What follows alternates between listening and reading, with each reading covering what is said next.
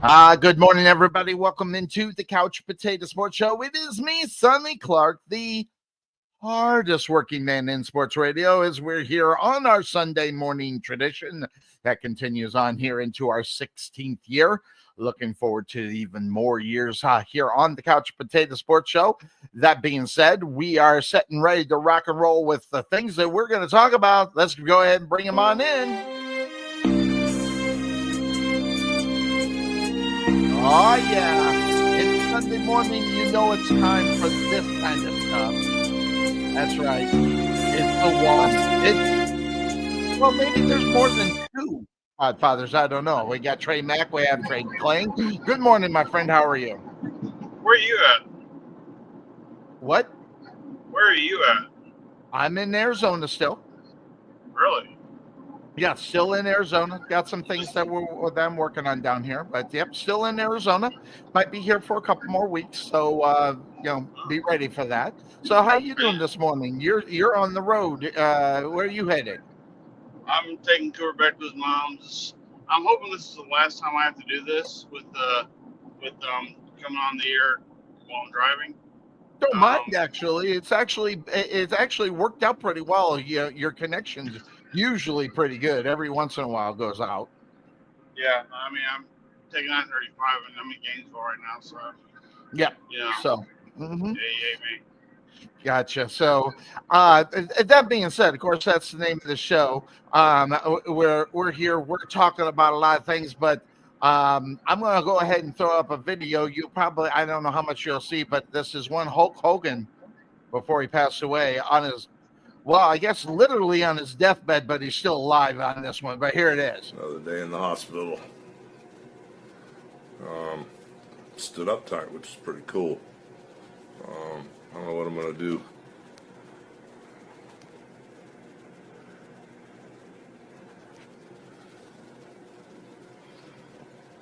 All these meds and all the medicine and all that stuff. Tell my back's getting better. Really getting over this. Time to come back and take over. Another day in paradise. Thank you guys for being so cool. You were just awesome. All the comments today. I had a few writing nasty stuff about me and my family, so I just blocked them. This is my forum. I got a bunch of friends and people that love me, and I love them on here, so I'm gonna keep them up to date on the inside scoops that's going down. And I'm really excited about getting out of the hospital. I've been doing a lot of thinking, man. You guys are awesome. Thank you for all the nice things you said tonight about me. Talk to you soon. Love you guys. All right, so that's Hulk Hogan. I think that was like 3 or 4 days before he actually checked out, and big loss here in the wrestling world. I know you did a show. I hadn't had time to catch a show from Thursday.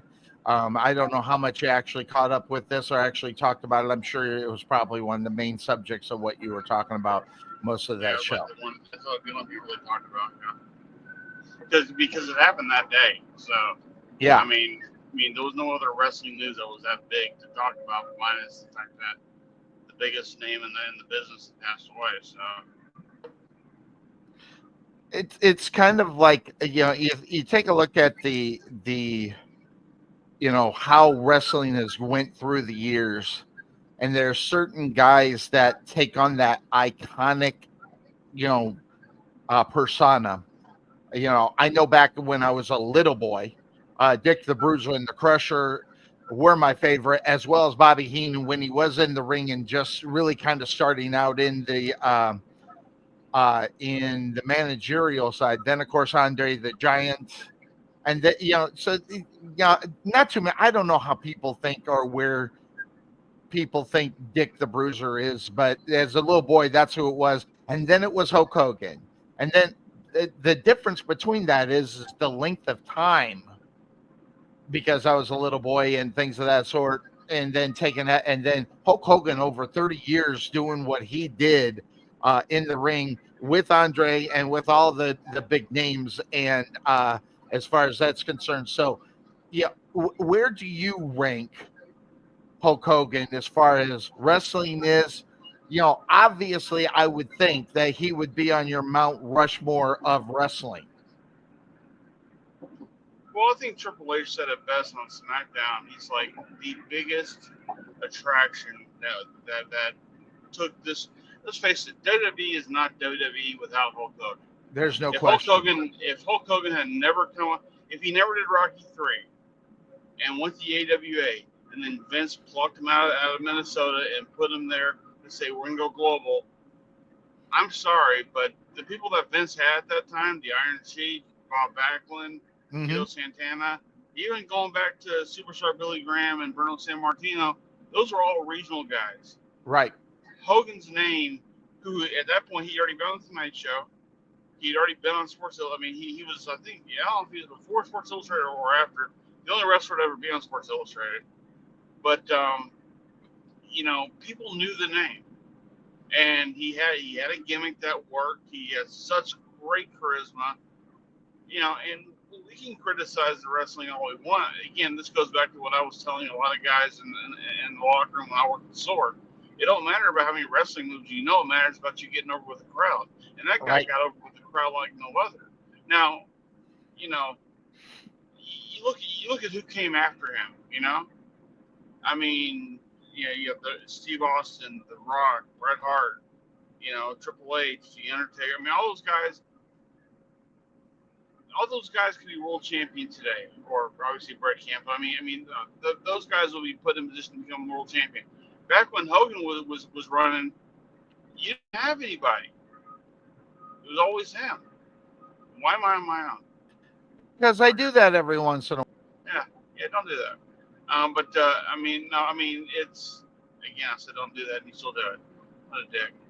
But anyway, at the end of the day, back in 1985, you couldn't find no more than just him being the guy to be your champion. Nowadays, you look in the landscape, you got 10 guys on the roster who's going to be world heavyweight champion. Yep. So, again, and they tried several different ways to, take the belt off of them and put it on somebody else, let them run with it. Savage had a shot at it. Warrior had a shot with it, and they all gave it back to Hogan because, again, having those guys be your main event, your last match of the card at house shows when they were basing all their revenue off house shows, they weren't drawn. Right. So he's your biggest draw. He's the reason why the WWE went global the way they did. And that's where, and I know in recent years, there could be a lot to be said about who he is as a human being. I get all that. I always sit there and say everybody, because a lot of people just heard, oh my God, I heard Hulk Hogan had a sex tape. Oh my God, I heard he said racial remarks. Nobody understands the context of which all that happened until they actually dive into that story. And the funny thing is that, the guy who was a part of that was Bubba Love Sponge. Yep. And oddly enough, after we lost Malcolm Jamal Warner and then we lost Ozzy Osbourne, I went to work on Wednesday after Ozzy passed away, and everybody was saying, "Oh my God, everything comes in threes. Who's next?" The first person I said was Hulk Hogan. Yeah. Because I've been listening to Bubba Love Sponge saying, "Look, things aren't good. Things are not doing good right now," and he had inside sources that were saying what was going on. I don't know how much that was. Obviously, his track record with Hogan is very, very shaky because of what happened. But at the same time, and Bubba's a little bit like you in the whole thing. Every time he's right about something, he wants everybody to know that he was the one that broke the story. You kind of do the same thing. You kind of do the same thing sometimes on our show. And again, you got guys like Jimmy Hart, Eric Bischoff, Nick Hogan, all those guys who were doing a lot to protect, Hogan in the process. And if that's the last video that Hogan ever had, that's the last time he ever spoke, because apparently he never spoke after that. So yeah, and by the way, Bubba, like you said, it seemed like he had the inside scoop on what was going on, and he was right as far as that was concerned. And good, bad, or indifferent, it's the way that the whole thing went down, and I don't know if you want to call it a cover up. It's more the fact that they just wanted their privacy, basically, with him coming close to checking out. I don't blame them. A lot of people are, they were being dishonest about it. Well, at the same time, it was nobody's business at that time. So I think there's a time and a place that you do that kind of stuff. And if he was on his way out, I mean, for the last month, he'd been in a hospital, evidently, or something like that. It's been 3 weeks. Yeah, 3 weeks. Sure. 3 weeks in 3 weeks in a hospital. That's normally not good for a guy that has taken all the punishment and the beatings and the how many surgeries this guy had. Yeah, like up to It 25, takes a up to toll on him. 25 back surgeries. Yeah, 25 back surgeries. I mean, for a man who had the worst finishing maneuver of all time with the leg drop, that's why his spine got those back that messed up as it did. Because I mean, you see the inner workings of a wrestling ring. You see the boards that are under there. Imagine having to do that every night. exactly. You know. So big loss in the wrestling world. I'll just go back the years when Hogan turned is right around when I met Obi back in the day. So that kind of gives you an idea how long our relationship between Obi and I was. In fact, I remember vividly sitting in his living room watching Hulk Hogan come down in the Disney studios, coming down as the turned Hulk Hogan and doing that stint there in that spot, and also obviously Bash at the Beach when he came out and went ahead and did the leg drop on Savage. So, those are the big ones. I remember being in a wrestling locker room at that time because I was wrestling at that time, and we're all looking around saying, "Who's going to be the third guy? Who's going to be the third guy?" And I just kind of said, "Watch it be Hogan." Yep. And everybody's like, "What?" I'm like, yeah, "Look, we ain't seen him on TV in a while, and honestly, why not? I mean, it's WCW. They're not really for Hogan right now." Well, you didn't see him in a wrestling ring. He was actually doing movies in that TV show, the Thunder thing or something like that. Right. But I'm saying, though, is that, no one else made any more sense than that. I mean, Sting would have made no sense whatsoever. And there's no point doing that with Flair. And then Savage, yeah, eventually he would go to the NWO, but I mean, he needed that really big holy shit moment. Right. And my God, when Hogan came out there and was trashed by all the fans, everybody throwing stuff at him and Mean Gene in the ring, and just he turned the wrestling world on its ear. Now, for WCW, who was losing money constantly at that time, even with Hogan on board, yes, that turned them around. Now, one thing about WCW is that they never, even Bischoff will say this, but they never learned how to make money. They never learned how to actually do what WWE had done because WCW was a 9-to-5 job. Yep. Vince McMahon used to treat it like it was 24/7, and that was the difference. So, again, it was a smart move by WCW, smart move by Hogan, smart move by Bischoff, and it worked. It paid off for a little bit, and then had that group only stayed the 3 to 4 guys that were a part of that thing, it could have gone a lot farther. But once you start, once you start including half the damn roster, and again, I liked who they put in there. I mean, I like Hennig, I like Rick Rude, I liked Ted DiBiase. Virgil's kind of a hit and miss. But bringing in Michael Wall Street or Mike Rotundo, real name. Which, by the way, interesting thing. Everybody talks about, Hulk Hogan's new song and the Real American thing. That song was originally written for Mike Rotundo and Barry Windham when they were at the U.S. Express. Didn't know that. Yeah, they used to come out to that, and then when it was December 30th, 1985, Hogan came out to, I guess he's wrestling Nikolai Volkov or something, because that would have made more sense, I guess.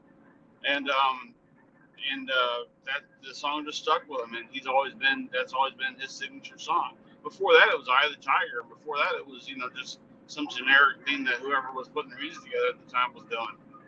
So, It was. I mean, obviously, a big credit to him is Sylvester Stallone. So Stallone found him in the WWF at the time and said, "Hey man, I'm doing Rocky 3. You want to come in there?" And he's like, "I'd love to, but I'm working for Vince Senior, and Vince wants to go to Japan." He's like, "Well, we could really use you." And sure enough, Hogan cut ties with Vince Senior, went to Hollywood, did Rocky 3.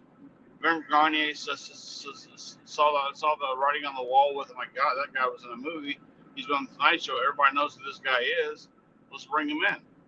Yep. Bring him in. Then, sure enough, Vince Jr. gets an idea of what he wants to do globally. Brings Hogan in, and the rest is history. Again, name somebody else he could have done that with. That's at true. that time. Yep.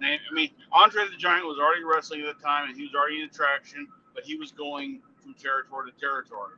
Right. Still under the agreement he had with Vince Senior. And plus, he was kind of downgrading in his abilities in the ring. Yeah, I mean, he was getting a lot bigger. His mobility was a lot less. He couldn't talk worth a shit. I mean, at least not enough to energize the crowd to want to come see him. They come see the fact that it's a 7'4" giant in the ring.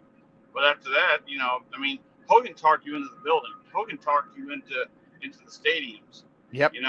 And he had that kind of charisma that clearly is unmatched, especially back then. And again, look at today's landscape. I mean, there's not anybody on that roster that doesn't reap the benefits of what Hogan laid for him back in the day. So again, a lot of that is mirrored with the fact that he had a moment where he said something racial on a videotape that should never have been released to anybody. And because of that, he's deemed a racist for that. And the fact that he went to Trump's rally and that pissed off a whole side of the political spectrum. I mean, it just changed everything. It did, but again, I mean, him and Trump knew each other for years. So I mean, there's no denying that because we've seen the pictures. Then again, we've seen pictures with Trump and Epstein too, and look how that's gone. So it's funny because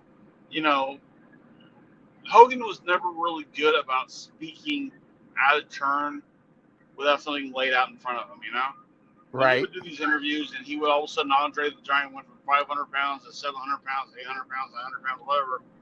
I mean, his way escalated the more Hogan kept talking about him. I mean, yep. And Hogan said some stupid shit like he was going to be the front man for Metallica at one time. Okay, that's funny. I mean, people with Metallica are saying no, he wasn't. I mean, there's several things that he was saying that he embellished a lot of who he was. Hell, he went on stand. When the attorney asked him, "Does Hulk Hogan have a 10-inch penis?" He's like, "Well, Hulk Hogan does, but Terry Bollea doesn't." I'm like, okay, there's actually a court of law that says that he said this. Yes.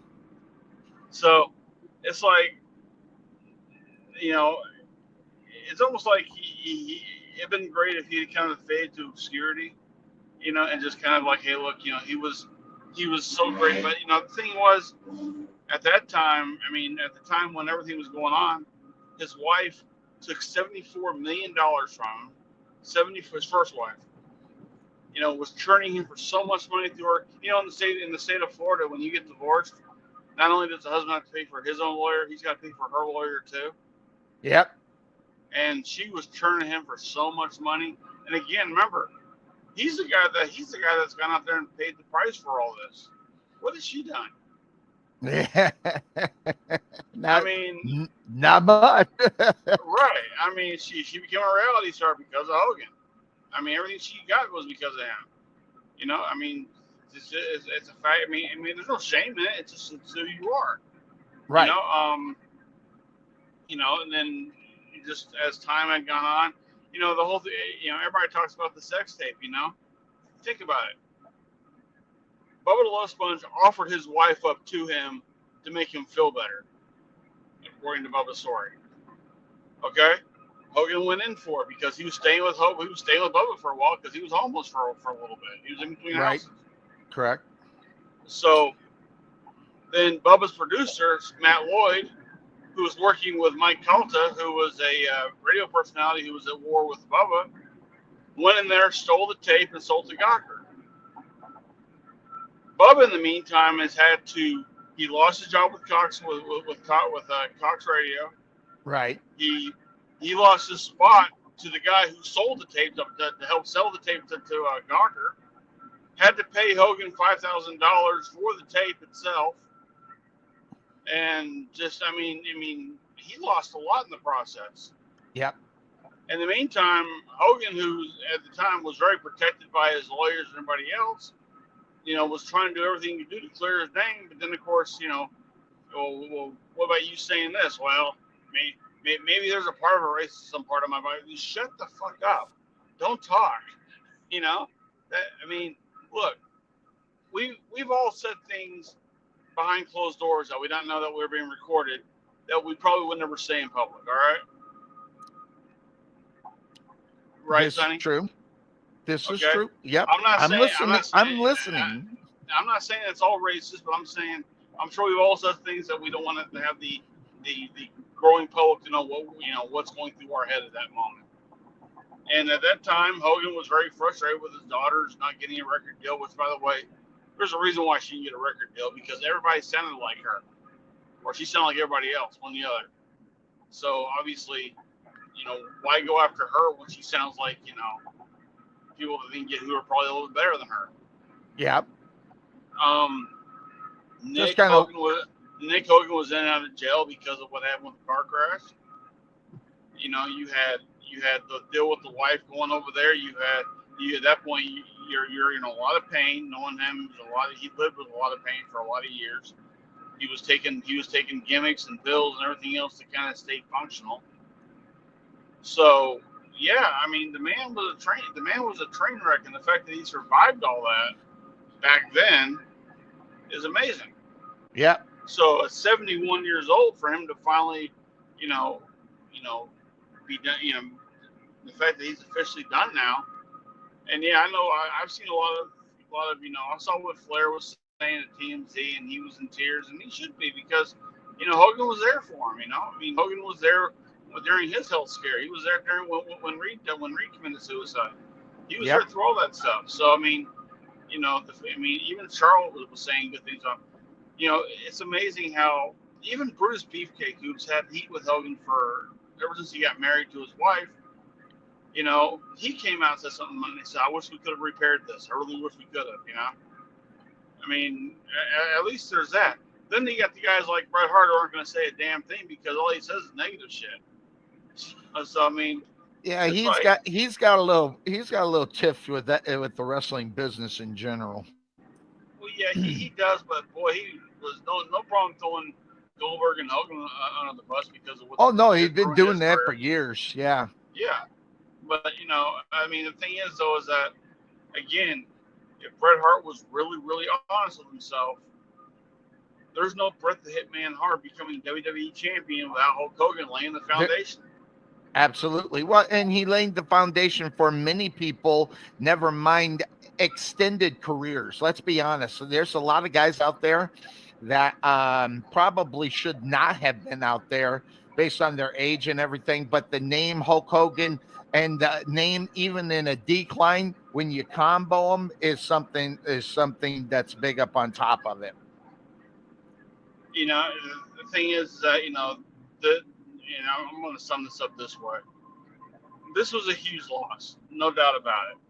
Regardless of how he finished, the fact that you can't take a man's legacy and tarnish it by the last 10 years.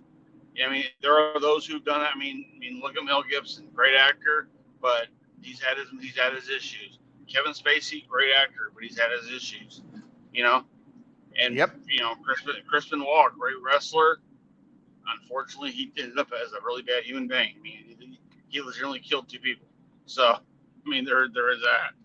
So there are people who've done a lot worse than Hogan. All right. So, but again, without Vince, there's no Hogan. Without Hogan, there's no Vince. Vince McMahon Jr. would not have had the same success had he plucked Dusty Rhodes out of Florida and said, "Hey, can you come be our guy?" Dusty Rhodes, great personality as he is, as great of a human being as Dusty Rhodes could be, would not have worked. And I mean, it'd have been interesting, but it wouldn't have been. And that was Vince's first guy that he thought of was Dusty. But Well, you kind of can make the comparison if you did is is what's his nose Tom Brady. Tom Brady and Bill Belichick. Just think about that situation. I mean, if it yeah, wasn't for Bill Belichick, would Tom Brady be the best? Back to the other one. Tom Brady would make Bill Belichick. I think both well, of them were but equally important, and the same thing goes with McMahon and Hogan. it's a good comparison because you think about it, Brady without Belichick still won. Hmm. Brady without Bill Belichick still won a Super Bowl. Right, Whereas but whereas whereas Hogan without Vince McMahon still dominated the Rays and WCW for a little bit. absolutely. So it's a full circle kind of thing, especially when it comes to legacies and things of that sort. And say whatever you want about Hogan. I got tired of seeing them, but at the same time, they had to feed the people what they wanted, which was Hogan.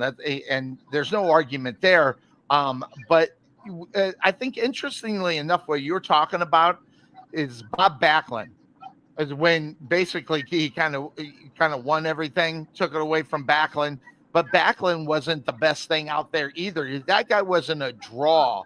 I mean, in reality, even though he held the belt for a long time, he just wasn't the big draw. He wasn't the big entertainer. He wasn't the big guy that took, people saying, "Oh, I gotta go see that guy." No one ever really said that about Backlund. Right. So Yeah, I mean, it, and just seeing the windfall that went from that Backlund to Iron Sheik to Hogan. I mean, a lot of things were going on in the globally overseas with the Iranian people and everything else with the U.S. yes, people, and it just made sense. And the January 23rd, 1993, I'm sorry, 84. Sorry, it just made sense to do what they did. Again, you can be a Piper guy all you want. You can be a savage. I mean, I'm a savage guy, but none of that works without Hogan. You mm-hmm. know, I mean, Roddy Piper, as great as he was, needed a guy like Hogan to really become a superstar.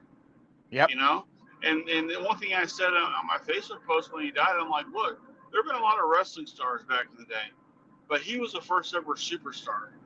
He was the first ever guy to globally do what no other wrestler had really done. Andre, notwithstanding, Andre was a phenom to himself. But to do what Hogan did and to do it 200, 300 days out of the year, and I mean, yeah, he had now. There's a lot of jealousy that goes on in wrestling. Obviously, I mean, the Jesse Ventura's, who I love to death. Yeah, he had his issues with Hogan, with the whole union thing. Yep. A lot of guys feel that Hogan held him back. Well, you know what? Hogan never held you back. You weren't good enough to get to take the place of that. You might be able to beat Hogan in a fixed fight. By the way, let's throw that one out there for a second. Yeah. You don't have enough charisma or stamina to carry the torch. And Right. carrying that torch and to go state to state, city to city, county to county every single day, all year long for 3 to 4 to 5 years in a row, the Ultimate Warrior ran out of steam once he runs out of the curtain. Mm-hmm. How's he going to take the torch and go nuts with it all over the place when he can barely take care of himself? Yeah, absolutely. And Never mind all the other stories that you heard from it. So right. So, but obviously they all get looped in together because there was just one guy that could do it. Look, did Hogan go into business for himself a lot? You damn right he did. He protected himself. Well, Did he do a lot of things that may have screwed over a few guys like The Undertaker? Sure he did. And is he right for it? No, he's not. But it happened. And at the same time, no one had a crystal ball to look into the future to see what Undertaker was going to become. yeah. How he was going to become the face of the place. how he was going to become the locker room leader. No one knew that. No one knew that Bret the Hitman Hart was going to be what he was going to be in the early '90s. No one knew what Shawn Michaels was going to be, especially back then. Exactly. So, and no one looked 5 to 10 years down the road to sit there and go, "Who this is back then?" No one didn't. Now they can do that. They couldn't do it then. Right. I mean, the training ground was the territories, and go look trying to find the right guy out of that. We're literally a needle in a haystack back in the day. So that whole thing. By the way, what was your favorite match that I know, and I just recently saw it. I have not saw it, or I have not seen it until recently. But what was your favorite, wrestling match with Hogan? It's funny because when I would talk to the guys at SOAR, I'd always ask them and said, what's the biggest moment? See, I don't look at matches, I look at moments. What's the biggest moment you can remember? People would always sit there and go, "Oh man, when Jeff Hardy jumped off the ladder and did all these crazy ass stunts and shit like that, and whatever else." Like, so what was yours? I'm like, when Hogan body slammed Andre. Name a bigger moment. That's a bigger moment. I mean, the thing is that it's a move, and on the stage that he did it on too. That helped. Yeah, again, it's a simple move everybody can do, and they blew it up to where he was the only guy who ever did it. When clearly Andre had been slammed by just about everybody. Yeah, I saw the videos. But the thing was, you're building it for the TV audience, right? The live. Can you imagine being there at the Pontiac Silverdome in 1987? Roughly between 78,000 and 93,000 people are in the stadium, and you see that. What is going through your mind? I'll tell you what I remember is all the flashes, the light from the cameras when was going on. I remember that, distinctively. Just a stare down between those two, right? Mm-hmm. Yep. So iconic. To me, it was such a very simple match, but yet it did so much. Well, it had to be simple. It had to be simple because again, because Andre. Yeah, exactly. It had to be simple because Andre and his health at that time. Every move, if you're just watching it and you're engaged in it, great. But if you go back and you examine, that guy wasn't very far from the ropes at all times, so he could get himself up and things of that sort. So, the whole thing on what was done, when it was done, why it was done, what was huge. But so would that be your favorite moment as far as in wrestling, or what? That included Hogan? It's definitely the biggest moment. Now, whether or not it's here, I'll go mine. I'll give you some time to think. Mine, and I just recently watched it. I had not watched it, and I don't even know why. But Rock and Hogan, I'm going to tell you right now. I sat there and I watched that. As far as that was Hogan handing this thing over. I've been doing it for years and years and years. This is the next guy. This is the next one that has the possibility of coming close to what my legacy had been. And the way they ended it, and with the NWO coming down and, at the end and everything, they just made everything right as far as that's concerned. The genius of that match was they both flipped sides, because if they walked to the ring, Hogan was the heel, Rock was the babyface. Well, the crowd turned them. Yeah, absolutely. They turned them both at the same time. So they went with it, and they were smart about it. They still gave you the same outcome, but they were able to switch it around to where, Hogan gave the crowd what they wanted, at the same time still did the business he had to do.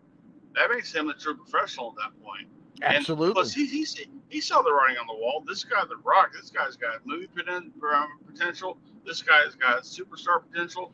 Yeah, why not be the guy that does that for him?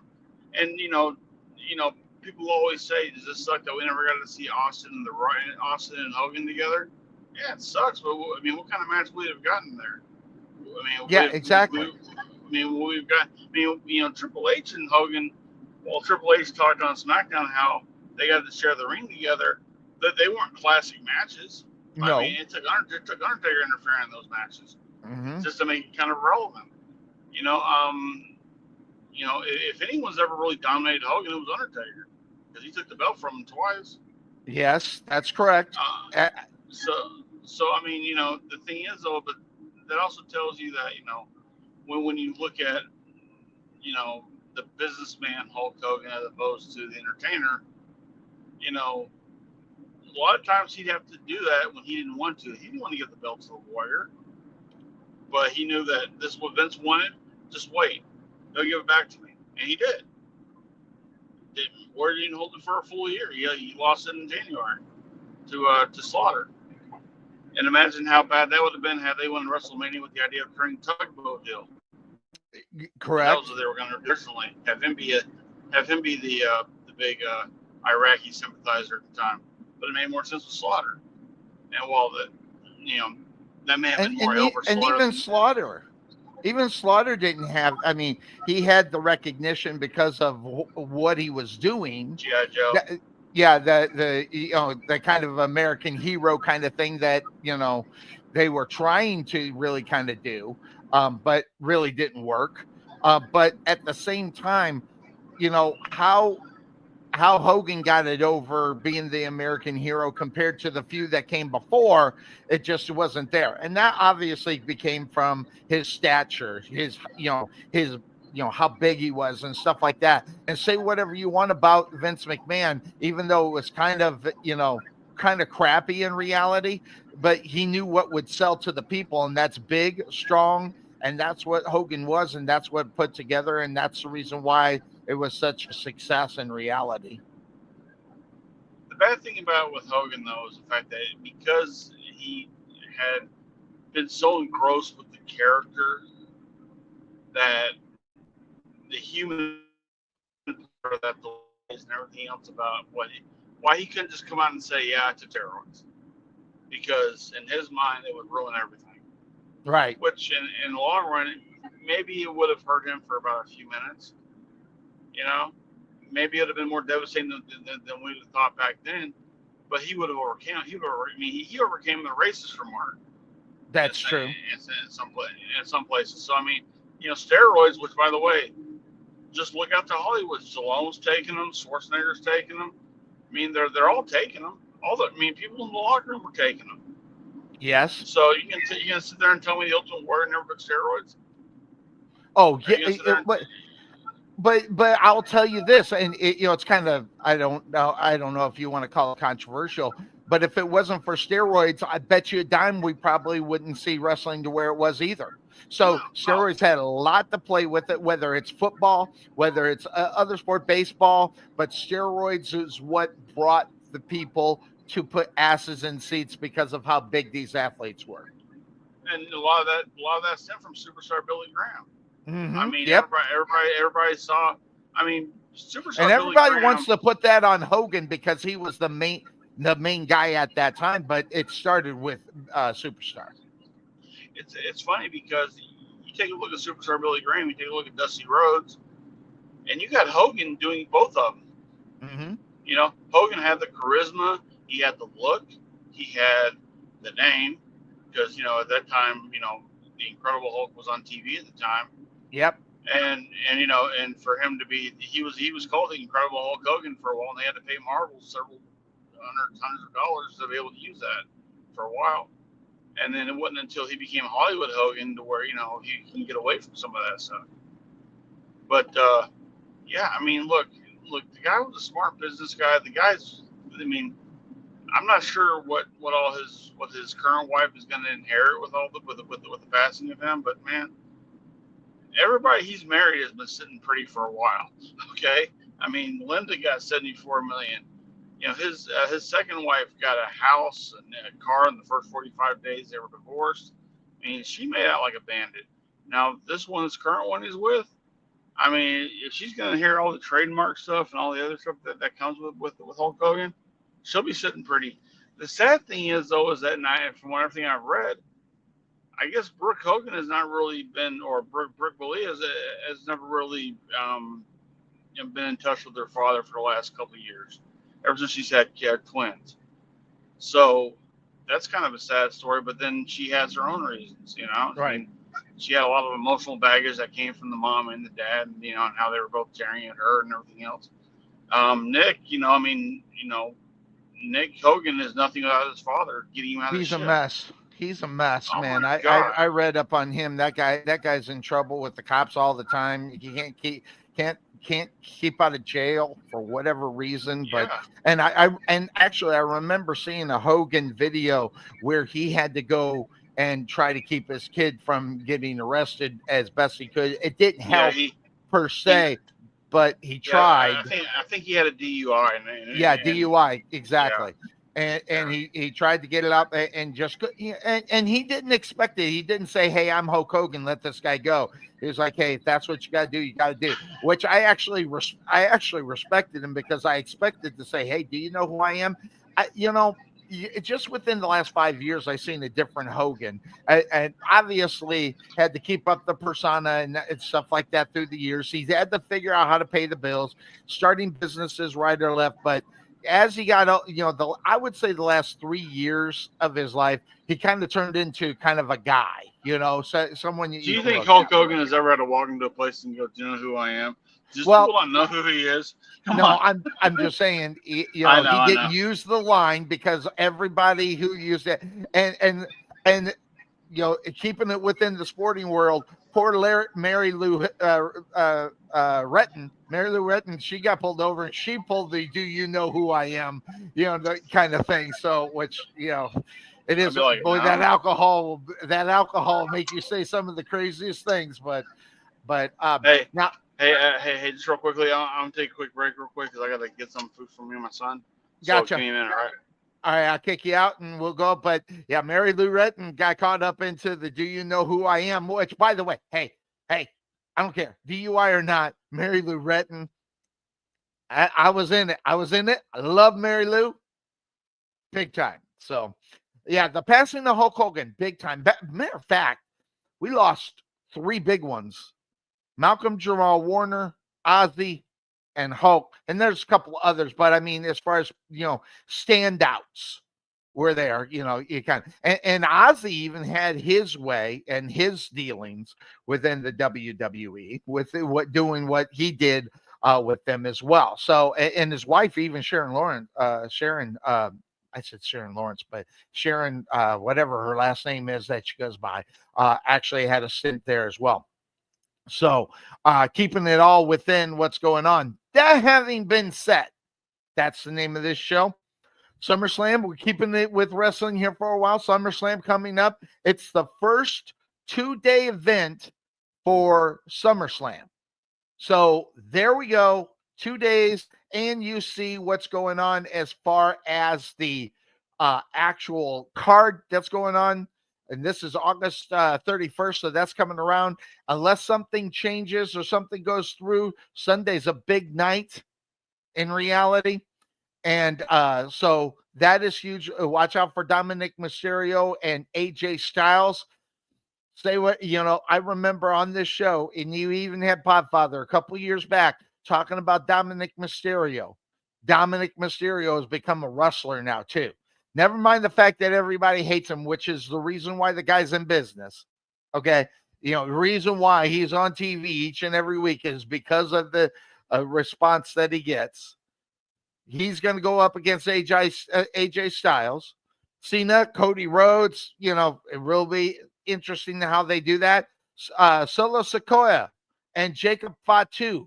I guess I didn't even know this. Just looking at this, I didn't know Solo beat Jacob for the title. At least according to this, unless this is wrong.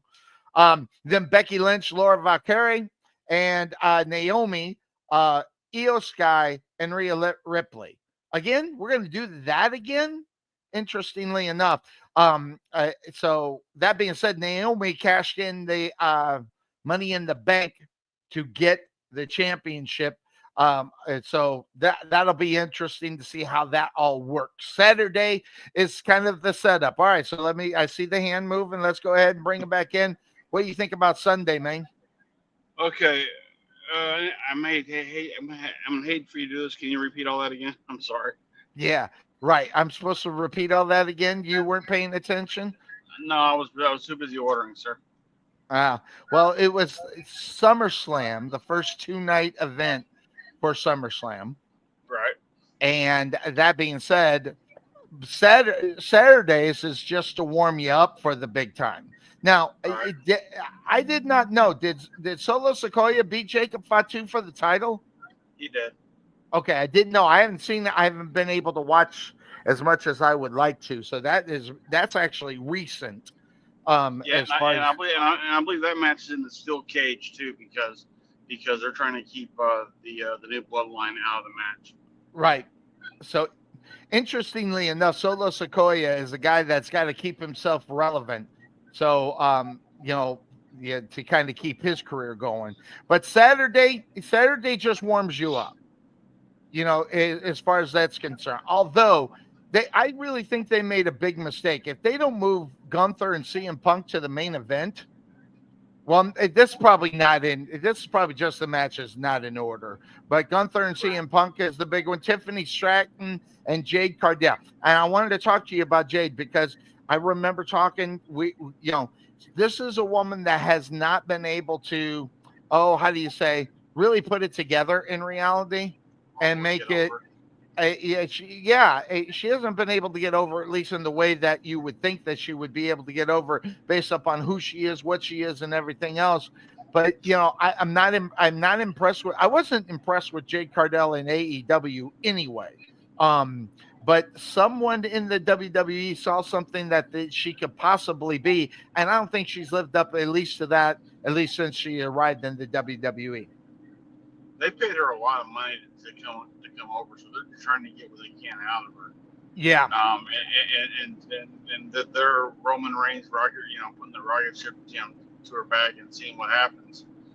The thing is that she doesn't deliver as well as I think she should, as well as she should, because there's other people on that roster that are way more talented than she is, absolutely. and that's where, like in AEW, you may be the queen of the ring up there, but here you're swimming with the sharks.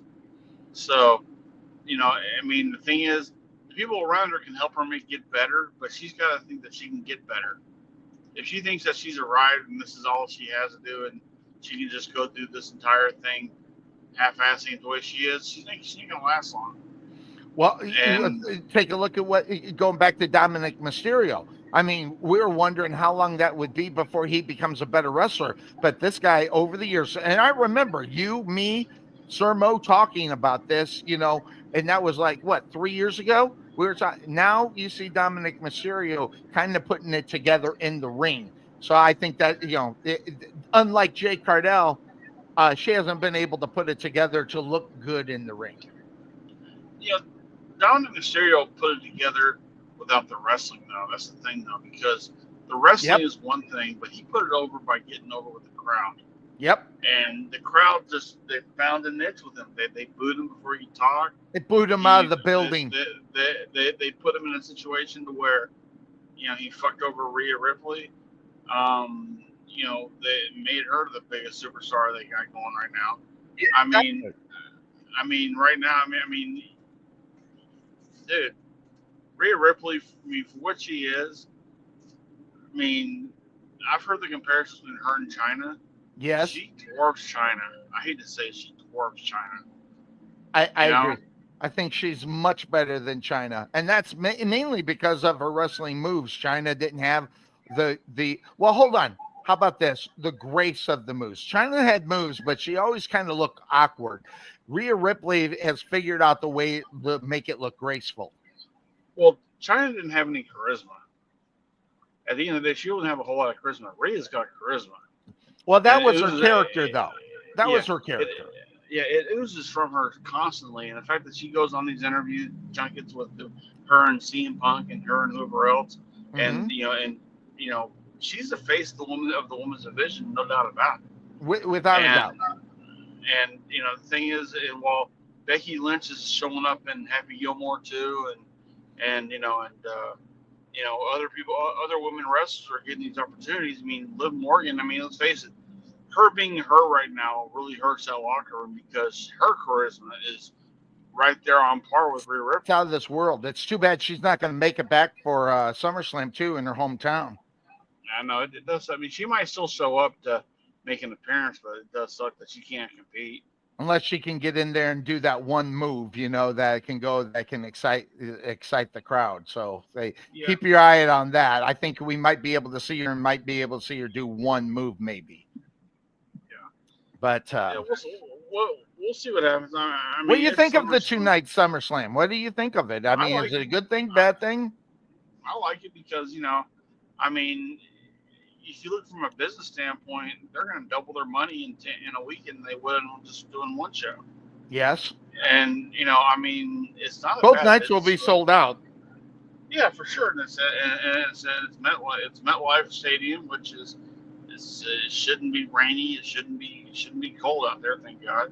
It's New York, so good luck with that. They got the New York media up there. That's going to be a huge. That's like going to Vegas for them. So Well, that's the that's reason why good. they're going back for WrestleMania for 2 year in a row in Vegas. Yeah, yeah. And That's I mean, because of media. You can say whatever you want, but that was because of media, because that media ends up paying more bills. I agree because again, I don't see ESPN and all them falling down in New Orleans. Oh yeah. I Not mean, that they might. not in the way that they would toward Vegas. Not only that, you get they could have it over in New Orleans, but they wouldn't get the media exposure there compared to Vegas because of what Vegas is. So Well, the Vegas creates the backdrop of everybody going. So well, that's the huge thing. but also the thing is, you have to look at it this way. This last year, they had the wild card of the Pat McAfee show being out there. Yeah, Are they that going to too. have? Are they going to have that this next year? Because McAfee's not with the company right now. I don't know what's going on with Pat McAfee. There's a lot of things going on because his contracts will be soon expiring with ESPN. Will they front the money for him? Again, that's going to be a big question for him. If they I don't, mean, how is the Pat McAfee going to show? I mean, they'll continue. Don't get me wrong, but how much will that be a part of it? Because the way I've been reading is he's stepping away from the WWE. And I think this is everybody's thinking too hard on this. Okay, he's got, if I'm not mistaken, about a 14-week gig with college football. Never mind his show. Never mind wrestling. This guy just needed a little rest before he got. I think everybody's making too big of a deal about the Pat McAfee thing. but I also think the fact that obviously, to bring in Pat McAfee, you kind of you do in a way screw over Corey Graves a little bit by keeping him off, one of the big shows. By the way, since he's been back over there, he's been even better. So you might be able to say, even though I hated the move, that might have been the best move in reality because we're getting a much better Corey Graves right now. Yeah, and also the fact that the thing is, I mean, I think McAfee is better served to come in there every once in a while. Yes. Saturday night Be- main event, maybe. I mean, because of what him and Gunther put together when they had their match not too long Yes. ago, Mhm. and the fact that he is clearly much more talented as an athlete in the ring and out of the ring. But now he can be a special attraction. And now you can bring him in there and say, look, we got Jelly Roll coming to work with us right now. We still got Bad Bunny, who's also in Happy Gilmore too. And I mean, you have all these other celebrities coming in here to be a part of our thing. Mhm. Again, hate to bring it back to him, but none of this happens without Hogan. It doesn't. Because look at Mr. T. It's the concept that was created in reality because of Hogan. Yeah, I mean, look at Mr. T. Look at first WrestleMania. Mr. Pissed T. off Roddy Piper. Pissed off Mr. Roddy T. Piper, but it worked. Yeah. Oh, no question, it worked. And well, it may have worked, but it was horrible. But at the same time, it still worked. I mean, the show itself was kind of like a grandstanding house show. But the thing is that it had never been done like that, where you have Liberace and Billy Martin and Muhammad Ali and and of course Mr. T in the main event, and you so much riding on the whole MTV craze at the time that Absolutely. it fucking worked. And I mean, okay, I have a trivia question before you go back to Hogan real quick. Who Okay. voiced who voiced Hulk Hogan in the cartoon? Have no clue. Brad Garrett Brad. from Yeah. Everyone Oh, Loves Raymond. really? From Everyone Loves Raymond. Yeah. Raymond. Yeah. As a matter of fact, Yeah. we were just talking about that. Brad Garrett. He's got a Vegas show where the comedians go into his place, and he's kind of we were talking about that as far as Seinfeld and who doesn't love Raymond or whatever the name of the show. The other cast besides Seinfeld and Ray Romano made the whole show. You dropping them off? You need a break? Yeah. Give me Okay. 1 second. All right. Well, no. Go ahead and do that. We're going to go ahead. We need to go to break. So we'll do that. We'll hit our break. And then when we come back, there's more to talk about within the wrestling. And then we'll get to more of what's going on in the NFL. We'll be right back. At Wesson General Contracting Incorporated, we're your one-stop shop for all your general contracting needs. We are locally owned and with over 20 years of experience, so roofing, gutters, sidings, fence staining, painting, foundation problems, or roof damage are no problems at all. Give us a call at 214-200-5588. That's 214-200-5588. Wesson General Contractors. The prospect of retirement can be exciting and scary at the same time. At Nest Egg Wealth Advisors, we have found many people either approaching or currently in retirement fail to truly maximize some of the benefits offered to them, primarily Social Security. What is it? How does it work? It's simply not a benefit that you start receiving at age 62. Because these decisions are so important, my firm has assembled an informational packet on Social Security. If you would like a complimentary copy of Social Security Maximization, please give our office a call today at 972-412-6064 or visit us on the web at nesteggadvice.com.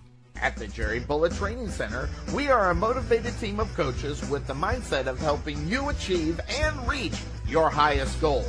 Having developed and trained over 100 Division I athletes as well as Division II athletes, even professional athletes, the Bullet team definitely has the knowledge and mindset that take you to the next level. Check out our new 22,000 square foot facility and 3,000 square foot weight room, along with 4,500 square feet of outdoor turf and covered training area, along with football and soccer fields. Contact Melvin Bullitt at 214-326-7853 or visit their facility just outside of Waterview at 8900 Princeton Road in Rowlett.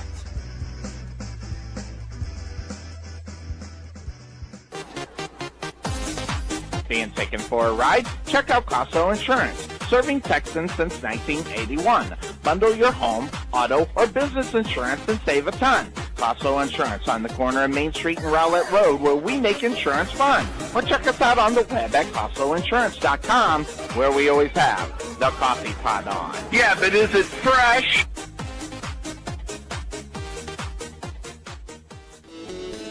There is nothing that beats good home-cooked barbecue.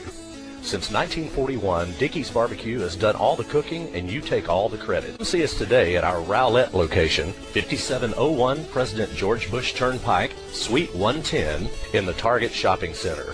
Whether you want to eat in or take it home, we will fix you up. For lip-smacking, rib-tickling, knee-slapping, foot-stomping, great-tasting barbecue, come see us at Dickey's Barbecue today.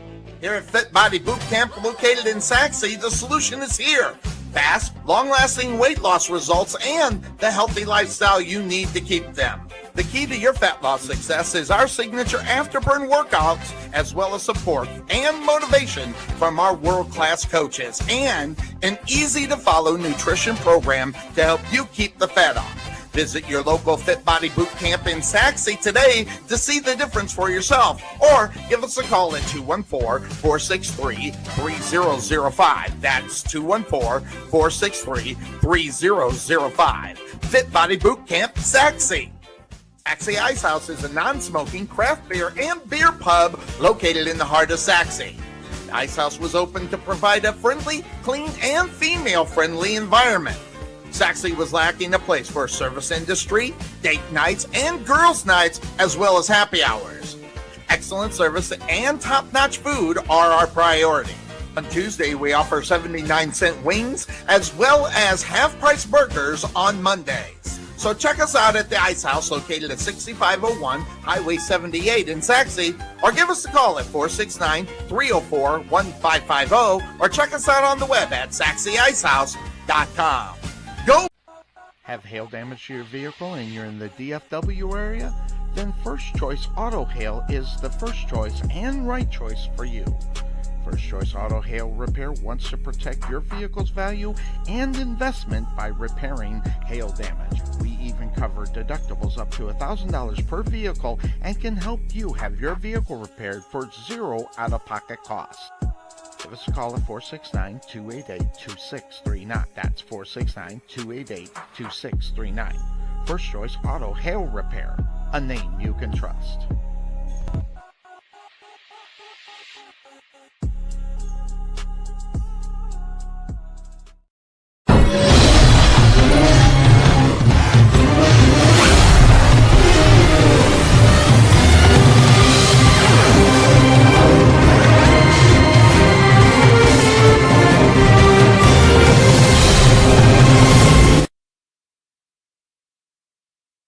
All right, we are back here on the Couch Potato Sports Show, hour number 1 in the books, as we are here for a 3-hour ride. And that being said, good, the Podfather back.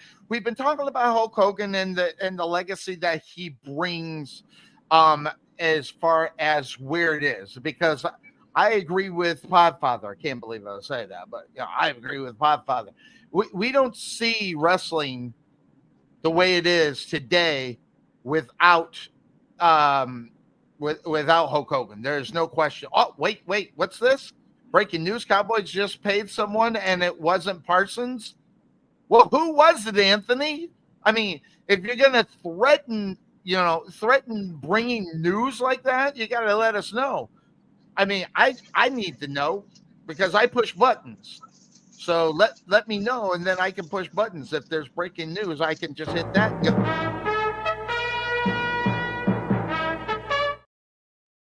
I could do that. So let me. Oh, wait. Maybe he does. There it is. Jake who? Jake Ferguson, tight end. Oh, yeah. Yeah. What team did he play for? Was he in Green Bay? No, he played for the Cowboys. Oh, they re-signed him. Yeah. Well, Anthony, you just blew that whole thing.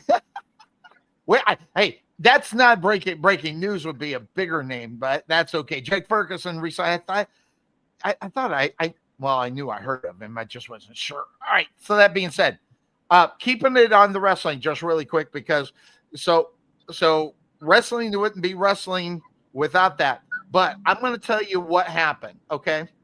During the time that Hogan did what he did, and then he actually turned and did what was the best move in his career. You can sit here and you can argue it all day long, but he's the one that started the whole big time stuff. It was fine with Kevin Nash. It was fine with oh crap, his name's Scott Hall. Yeah, Scott Hall.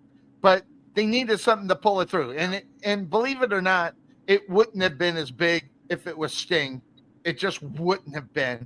It was the right move, right time, perfect for that. Well, but it was also the biggest. Go ahead. The biggest rumor was that it's supposed to be Sir Mo's tag team partner Mabel. I never heard that before. Oh yeah, that's always been out there. Where did it come from? Because I literally have never heard that. I've heard Pritchard say it. I've heard Bischoff say that it's a vicious rumor. It was never going to be true because I'm sorry, Mabel's just not that big of a name. No, he was a he wouldn't have been able to bring it. It wouldn't have been close to successful. It had to be the big one. It had to be the big turns. So the next one, they were actually talking to Sting about it, and Sting was on board from it. If you believe everything that you read, and he even said he was going to be on board with it. But when Hogan said, "I want it," when he finally decided to say, "I want it," that did make it to what it is. And so it is. But again, Well, I mean, honestly, what it made more sense because who else would have been the perfect guy to come in there to take WCW down? Sting would yeah, have been the by one storm. Sting was the guy you wanted to have to be the flag bearer for WCW. Him and Flair. Well, hold Yeah. on. That being said, at that time, because of if you kind of watch the character of what Sting was all about, he was quote unquote pissed off because he wasn't getting, the respect or the love that he should have been getting. In reality, that creates the crow Sting in reality, and he goes into hiding. I think it could have worked, but it's just not on the magnitude that Hulk Hogan does. Sting was popular, don't get me wrong, but he wasn't Hulk Hogan popular. So that's just the way that works. But And the funny thing is, you think about it. Would the NWO been as cool if Sting was a part of it? absolutely, there's no way they wouldn't have sold as much merch.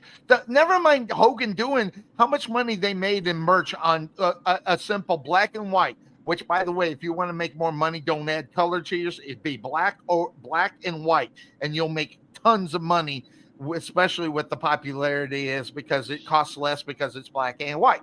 So it's perfect what they did all around. As far as making money, they did it, but also with the NWO, with Hulk Hogan, it creates guys who were good and did take it to another level because of it. And that is this guy right here who was just in the news. Well, Buff Bagwell had his right leg amputated following a 5-year journey to try to fix his body after a car accident. So he did have his leg amputated, his right leg amputated. But Buff Bagwell, listen, I'm going to tell you right now, I always liked Buff Bagwell. Always. I thought the guy had the charisma. And so it was a personal, I like this guy. But I'm always I cheering, think cheering for him. he got better with the NWO because it allowed him to even be more insane with the goofy stuff that he did, and then throw in Scott Steiner, which, by the way, is my second favorite wrestler. Okay, my second favorite wrestler is Big Papa Pump. Not because of his moves, just the craziness that he is the reason why I love Big Papa. Not Scott Steiner. Don't get me. Hey, there's a difference. Scott Steiner and Big Papa Pump. Love me some Big Papa Pump. And I wish I still had the shirt because I could fit in it now. I used to not be able to fit in it, so I got rid of it. So I wish I still had it because it was cool. It was the one where he does this thing and he's looking at us. It's just a cool shirt. That having been said, that whole thing, the NWO did take stuff. Like I'll say it, Six Pac was good when he was even good with the thing they were doing over in the WWE. But when he got with Hogan and those other two guys, he just upped that level as a slimy piece of garbage. Sort of, if you want to, compare it to Dominic Mysterio, you can do that. You can do the comparison. Slimy little dude, can't stand him, kind of thing. It was perfect. And so the writing of Hogan, and so you can say whatever you want. If it wasn't for WCW, they would not have got into the Monday Night Wars. They would not have done anything. There would have been no competition. There would have been no Hogan because he went away. So there's so much going on. But WCW is the one that kind of put that together, to bring it together, to be the fight. And then, of course, they bought the rights. Yeah, and of course now with WWE and TNA working together, they have larger access to Hogan when he went to TNA. Yes. So I mean, they can always ask, hey, look, do you got anything we can use for that if we really wanted to? Well, they've been throwing some guys over in TNA. I've been reading some news that some of the WWE talent has went over there. Now, granted, they're not staying for long periods of time, but they're going in there to maybe get some asses in seats to try to help them out as well. I mean, they had AJ Styles go out there exactly, and he put over the extra. So and say whatever you want, and everybody doesn't like him, but Triple H, that guy's been putting guys over for years. After he did his bit, he's been putting them over for years, and he's probably one of the better guys to get guys over on because he's been a champion. He's been that good, and if you beat the guy, regardless how old he is, it's still it's still something looked at as something really big. I heard CM Punk was being interviewed, and he was saying, "What's the difference between what it was back then and what it is now?" He's like, "Well, honestly, when I heard that Triple show to go see his daughter perform at her cheerleading thing or whatever, Yeah, that would never would have happened in her parents. exactly. I mean, Good business point. came first, and the fact that the way that this is being put together nowadays, guys have that opportunity to take the time off to go do things that is important to them. They come back, the spot's still waiting for them. I mean, it wasn't like that back in the day. It was kind of a doggy dog. No, because Vince was selfish with his players. He was greedy with them. He wanted them out there, which you could say whatever you want. He ran them in the ground over 300 nights a week, but it's the program that actually worked to get it to where they are looking at it today and go, boy, that's not healthy. Instead of looking at it as a negative, they're seeing it more of as a positive. It's almost like in the NFL, right? Everybody was watching the football players bang their heads there. So you had to go through that kind of hell to have the product you have now. Yep. That's going to protect these players for down the road. So, and you can hate it all you want, but the fact is, it is what it is. I mean, player safety, wrestler safety, that's all important because otherwise you end up having the Chris Benoit. Absolutely. You actually read my mind because that's exactly where I was going with it. Chris Benoit, that big story, say whatever you want. That still remains a mystery on how it happened. I mean, and I love the conspiracy theories behind it. I love watching those. I don't know if you get on YouTube, you can watch the conspiracy theory about who did what was going on, why, based upon time. I got a text here and I got a text there, whether their phone was in the right, within the right time zone when they received it and all this other stuff. There's just so much involved with that. I love watching that, not because of the fact that was a huge tragedy. And I liked Chris Benoit a lot. But more in the fact you get the entertainment of what the conspiracy theories are about. Yeah, the only bad thing about that is that, through the entertainment part of that, there's still 2 dead people. Oh yeah. Three actually, people person. But two by the hands of somebody who caused it. Right. Okay. Exactly. And that's why he's not in any Hall of Fame. That's why he's been kind of forgotten about because of what happened. And it sucks because, recently there's talk that WWE just got rid of Travis Scott, the guy who was very instrumental in since John Cena won the World Heavyweight title from Cody Rhodes. But I mean, there's talk they let go of him. So, this stuff happens. You have to kind of cut bait a lot of times because it's bad. It's bad for the business. It's bad for your image. It's bad for whatever. And it sucks, but you don't know that when you're doing it in the moment. Exactly. But at the same time, they also don't know that in a year or two they will end up being back there anyway, quite possibly, depending upon the situation, what kind of hype they want to build to bring back the controversial name. Right. It's you never know until you know. Never know till you know. Good point. So that having been said, of course, that's the name of this show. By the way, I got to do this because it's more in that fact that. Whoa! I just got feedback. I heard myself. All right.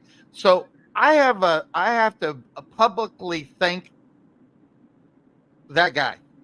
I have to publicly thank that guy because in the off season, even though we kind of missed weeks and stuff like that, this guy's been a regular in the off season. He's been on more than my fine co-host here this in the off season. We get Cuervo back during football season, and every once in a while during this time. Which, by the way, next week don't miss out. You want to know why? Because the Podfathers division of football will be what we will be breaking down. Yes, we are starting the breakdown of the NFL division, starting with the AFC and NFC East next week.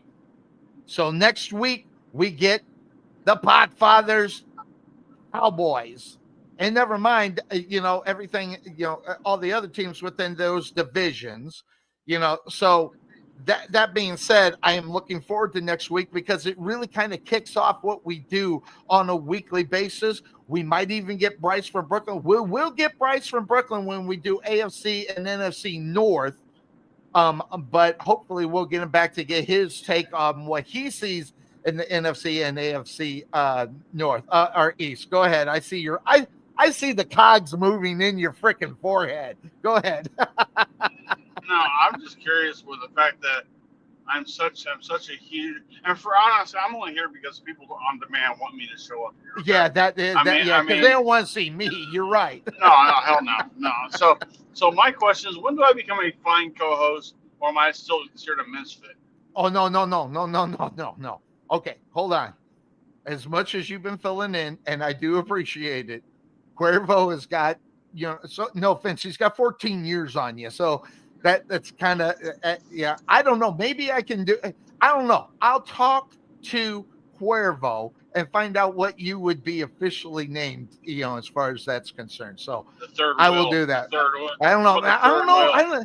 I don't know if we need to move you. Yeah, I know you're like a third wheel. I don't know if that's good, bad, or indifferent. I mean, I want to be known as a bike, not a tricycle. So I don't. It is what it is. But I do. I want to publicly thank you because no one wants to listen to me yammer on for 3 hours about. Not even me, and I'm on here. Not even me, and I'm on here. Yeah, I know. But okay, hey, look, I gotta ask a question. Okay. Are you moving to Arizona? I don't know yet. It could be a possibility, but I Really? don't know yet. Not as of right now. But that Like, are you and the wife still together, or are y'all well, I on a don't. break Hold again? on. Wait. This is a sports show. We'll figure that part out later. But that haven't been said. I'm just leaving it as a possibility. I see the boxes behind you. Yeah, I see the boxes behind you. That's what no, I'm that's actually a refrigerator. But yeah. But anyway, that being said, if you have to listen to me for 3 hours, Duval. you don't get that. So we got to make sure we put that in there because at least once a show we got to put it on. Which, by the way, those that don't know, Tom McManus, we're going to try to get him on soon. Okay. And the reason why that this is not because he doesn't want to be on, he's got his own thing that he's doing. He does Jaguars Today on Friday. And now he's also doing a Sunday show that he's doing with a couple other people. So Sundays is when we normally get him. So we're going to have to get him before the season starts. I got the message out and he's working at his schedule and he said he will join us, but we just don't have a date yet to get him down here. So that's something to be said right there. So that having been said, of course, that's the name of the show. We'll look forward to having Tom McManus on, hopefully when we talk to AFC and NFC South, when we cover those within the next couple of weeks. So we'll keep you apprised on that as well. So, so that being said, I want to get back because we, which is a great thing about this show, we went out in left field and didn't get to some of the things that were set from last week that we wanted to talk about. And first of all, I wanted to put this up. By the way, this thing, the Eagles get their rings, by the way. Boy, is that pretty. And not only that, the part on the bottom, those are actual eagle wings that come out from the ring. So you push a button and those come out. And I think I got another. Wait, is that the only one I got? I thought I had all three of them. I might have got rid of them. But this is the ring that the Eagles are working with. And boy, is that pretty. Did you now? It kind of reminds me of the one ring that had the stadium for the Rams. They had a stadium. You took the top off and you seen the stadium within the ring, which is kind of cool. Which is kind of a little bit of a concept here as far as that ring is concerned. As far as the Eagles, what do you think of that? That's awful pretty. That's so freaking gaudy. Oh my God. I mean, who wears that in public? Well, they only wear it in public in big. They don't walk around with this thing on their ring all the time. I mean, I got mine. I very rarely wear my Hall of Fame ring. I very rarely wear it. They do it to show it off when they go to big things. They don't wear it around, but I never have really understood that mentality and thinking. I understand where some players wear it when they're doing like studio jobs, where they're kind of showing off. That's their one big credential. Is a ring. Yes. So I mean, not just the Eagles, but I mean, like even when the Rangers got their ring, that was pretty gaudy. Right. Basketball. They're supposed to be gaudy, I know, but at the same time, I think I'd want to wear it to where you can wear it every day. My question is, why not just give them a replica of the Super Bowl trophy? Well, I think they probably have them made. Actually, I think that's something else. If I'm not mistaken, I think that is something they actually do. Okay. So yeah, so I think that's something that actually happens. So, but pretty ring, and those rings are getting more elaborate as the years go on. And they started getting elaborate, obviously, in the final two of Tom Brady's. They got bigger and gaudier and stuff like that. But they're getting more exciting to look at in reality than they are. Hey, I'm waiting for the first ever digital ring to where it has Wi-Fi on it. Hey, that's probably something that will end up happening. You better copyright that idea. Be careful. Yeah, you better copyright that idea. Figure it out and get it. Folks. Yeah, I will bubble up sponge that and say, look, this is my idea. God damn it, I'm the first one to bring this up. Yeah, you would be. Yeah, that's you. But that having been said, the rings are something. But next week when we start talking about the NFC East.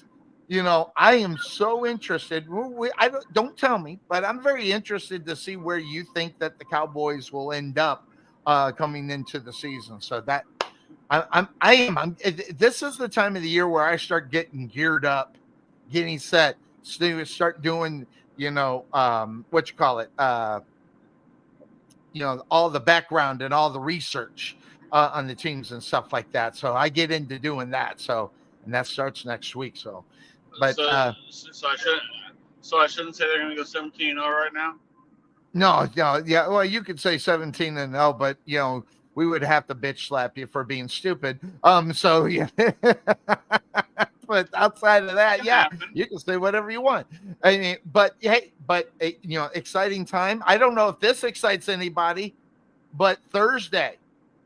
All right, this Thursday is when we start talking football. Football is on TV for the Hall of Fame game. I don't know. Do you care? I mean, are you actually going to watch this at all? I don't know. I mean, I can't decide if I'm excited about it because the football will be so bad and we won't even see the starters in reality. So I guess I got to ask myself, am I really interested in it? Are you?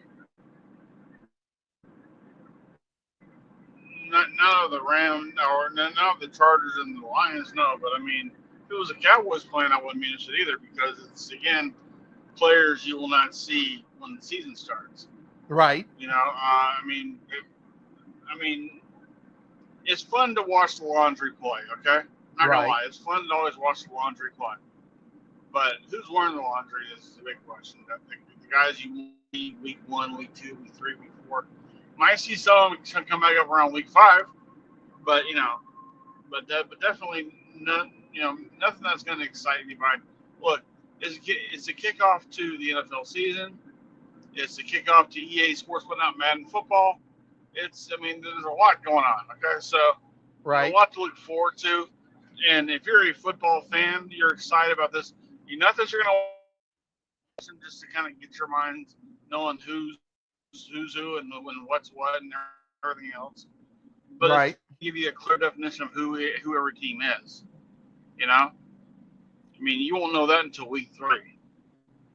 4 or 5, depending. I have a theory. It's week 1 through 4, especially the rookies, how many are going to start, especially the quarterbacks, if they're going to start, which, by the way, there's some news coming out of Tennessee that their starting the guy, so they're going to is down. So they're going to move that their number 1 draft pick into the starter position. I hadn't had time to get the Cam Ward. The Cam Ward movement has started. Yeah, it started, definitely has. Well, now it's in play because their quarterback, his last name is just skipping my mind. He got hurt, and they're looking for him to be out for the whole season. So yeah, probably a little bit too early in reality, at least in the minds of the Titans. But at the same time, I just lost him. Oh, he's back. I don't know.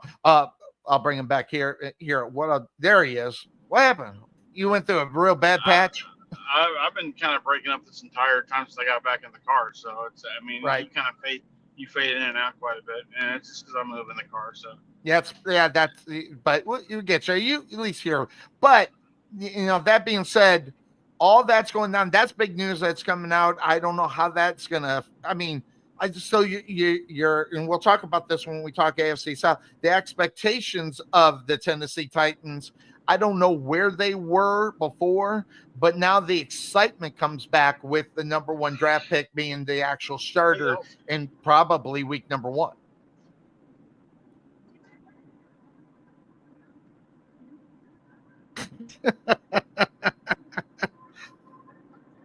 So are you hearing me here, or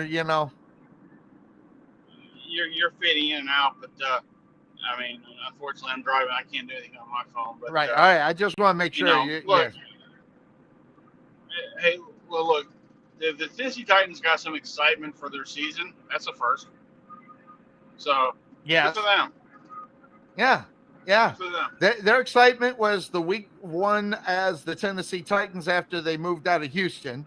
And then, now, basically, they haven't really been doing too much over the years, and that being, as far as where they'll move forward and not. So I don't know. So that's something to keep an eye out. Thursday Night Football gets NFL starting, week in and week out. But let's throw this up. I wanted to take a look at this. I'll read it for you. The Commanders' defense does not lack experience, because what you talk about as far as defense, the old saying that you're on the wrong side of 30, well, they got him with Von Miller, Jonathan Jones, and Bobby Wagner all being over, and Nick Belair all over 30, wrong side of, and then you got the guys on 29 years old. The experience is there. The question is, will they be able to put it together in week number 1 with all those guys on the field? And that's with the understanding that Von Miller is going to be there. I don't know if they actually finalized that contract in reality. So that being said, when you look at where the Commanders are, that's going to be a fun thing to watch. Will that defense be ready to go? Will the age show? Where will they be by week number 4? Will they be dead tired or just excited to get out on the football field? That's going to be a huge thing for them as they move into it. But the idea of what this team is trying to do, which is win now, and they're not even in their new stadium in reality. But then comes the fact that we have our wonderful president saying that if they don't change their name back to the Washington Redskins, he's not going to allow them to do whatever. So I'm going to say it publicly, and I want to say it to where people can hear. Will this guy just shut the F up, for God's sake? No, I got Stephen Unbelievable. Colbert fired. Don't worry about that. Don't worry about that. Yeah. So, but oh my gosh, it's just like, God. I mean, I got an ego, but God, I don't have Trump ego, for God's sake. Thank God, in reality, because I don't necessarily need or want the Trump ego.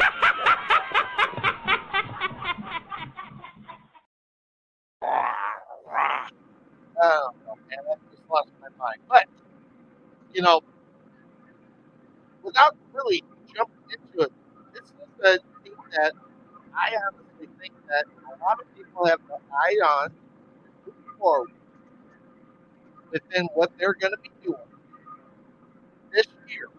I think this is a very interesting football team this year doing what they're going to be doing. I think it's going to be it.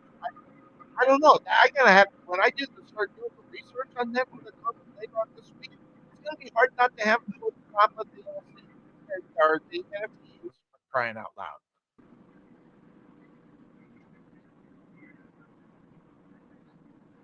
He can't hear me. All right. So he can hear me. Man. All right. You're making it hard to be the right hand man. I mean, Keep it real. Anyway. So what? Just off the top, what's a quick take on what you think about the Washington Commanders? My first thought was, does Von Miller still have anything left in the gas tank? 36 years old, he said. Yeah, he's a good name. I mean, he's a good name, and he's got that veteran leadership he can bring to the team, which they could really use. And he's got Dan Quinn there to help, with that part. So, look, I mean, it's hard not to like what they're doing if you're a football fan. I hate what they're doing as a Cowboy fan, but I mean, but the thing is that, and that's all good right now until injuries kick in. Then as things start going down, we'll see how they can react. Because remember, the same 22 guys you got starting in your season will not be the same 22 guys you got finishing the season. Exactly. So, do they have enough to continue that going? Yeah, that will be, I think, again, week 4, week 5, to kind of get an idea of where they actually are in reality as far as that's concerned. So we'll watch out for that. Some other thing, the TJ Watt situation.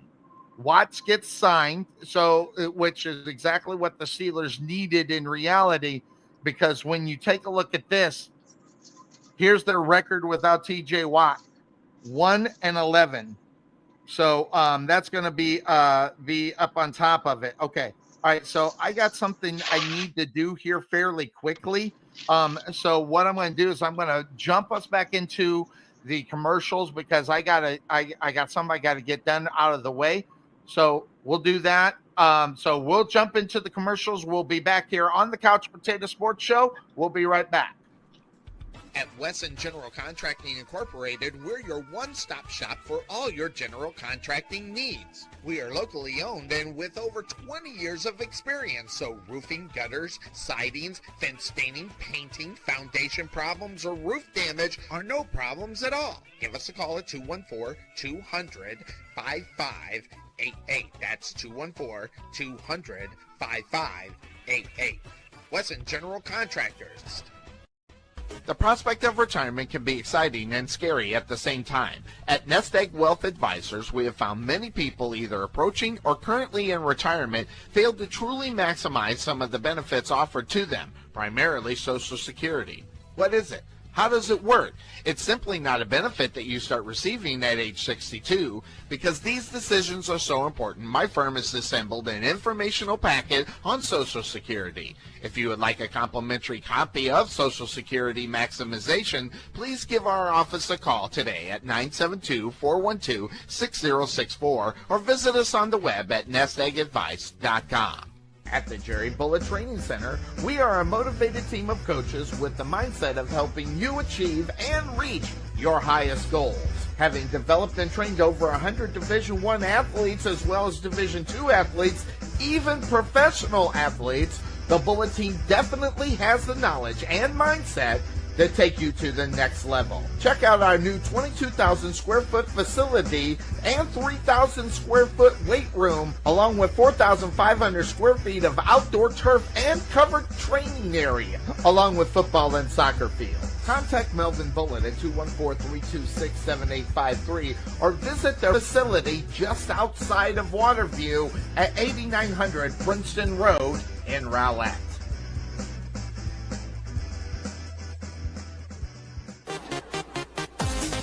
Being taken for a ride? Check out Casso Insurance, serving Texans since 1981. Bundle your home, auto, or business insurance and save a ton. Casso Insurance on the corner of Main Street and Rowlett Road, where we make insurance fun. Or check us out on the web at CassoInsurance.com, where we always have the coffee pot on. Yeah, but is it fresh?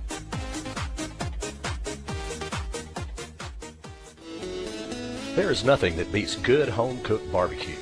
Since 1941, Dickey's Barbecue has done all the cooking and you take all the credit. Come see us today at our Rowlett location, 5701 President George Bush Turnpike, Suite 110 in the Target Shopping Center. Whether you want to eat in or take it home, we will fix you up. For lip-smacking, rib-tickling, knee-slapping, foot-stomping, great-tasting barbecue, come see us at Dickey's Barbecue today. Here at Fit Body Boot Camp, located in Saxe, the solution is here. Fast, long-lasting weight loss results and the healthy lifestyle you need to keep them. The key to your fat loss success is our signature afterburn workouts, as well as support and motivation from our world-class coaches, and an easy-to-follow nutrition program to help you keep the fat off. Visit your local Fit Body Boot Camp in Saxe today to see the difference for yourself, or give us a call at 214-463-3005. That's 214-463-3005. Fit Body Boot Camp, Saxe. Saxe Ice House is a non-smoking craft beer and beer pub located in the heart of Saxe. The Ice House was opened to provide a friendly, clean, and female-friendly environment. Saxe was lacking a place for service industry, date nights, and girls' nights, as well as happy hours. Excellent service and top-notch food are our priority.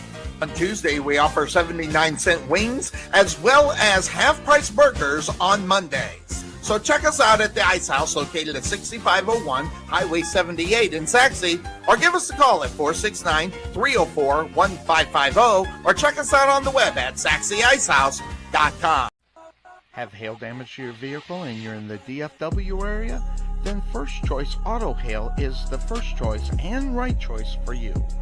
First Choice Auto Hail Repair wants to protect your vehicle's value and investment by repairing hail damage. We even cover deductibles up to $1,000 per vehicle and can help you have your vehicle repaired for zero out-of-pocket costs. Give us a call at 469-288-2639. That's 469-288-2639. First Choice Auto Hail Repair, a name you can trust.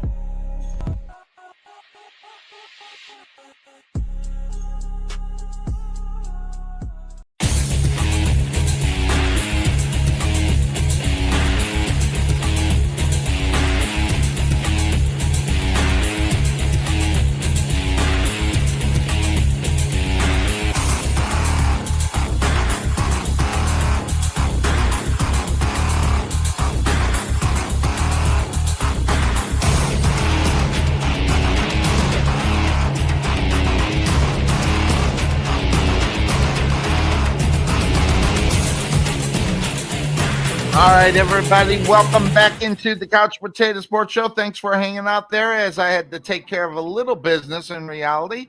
So we had to go to a quick break. Let me hit that button right here. All right, go ahead.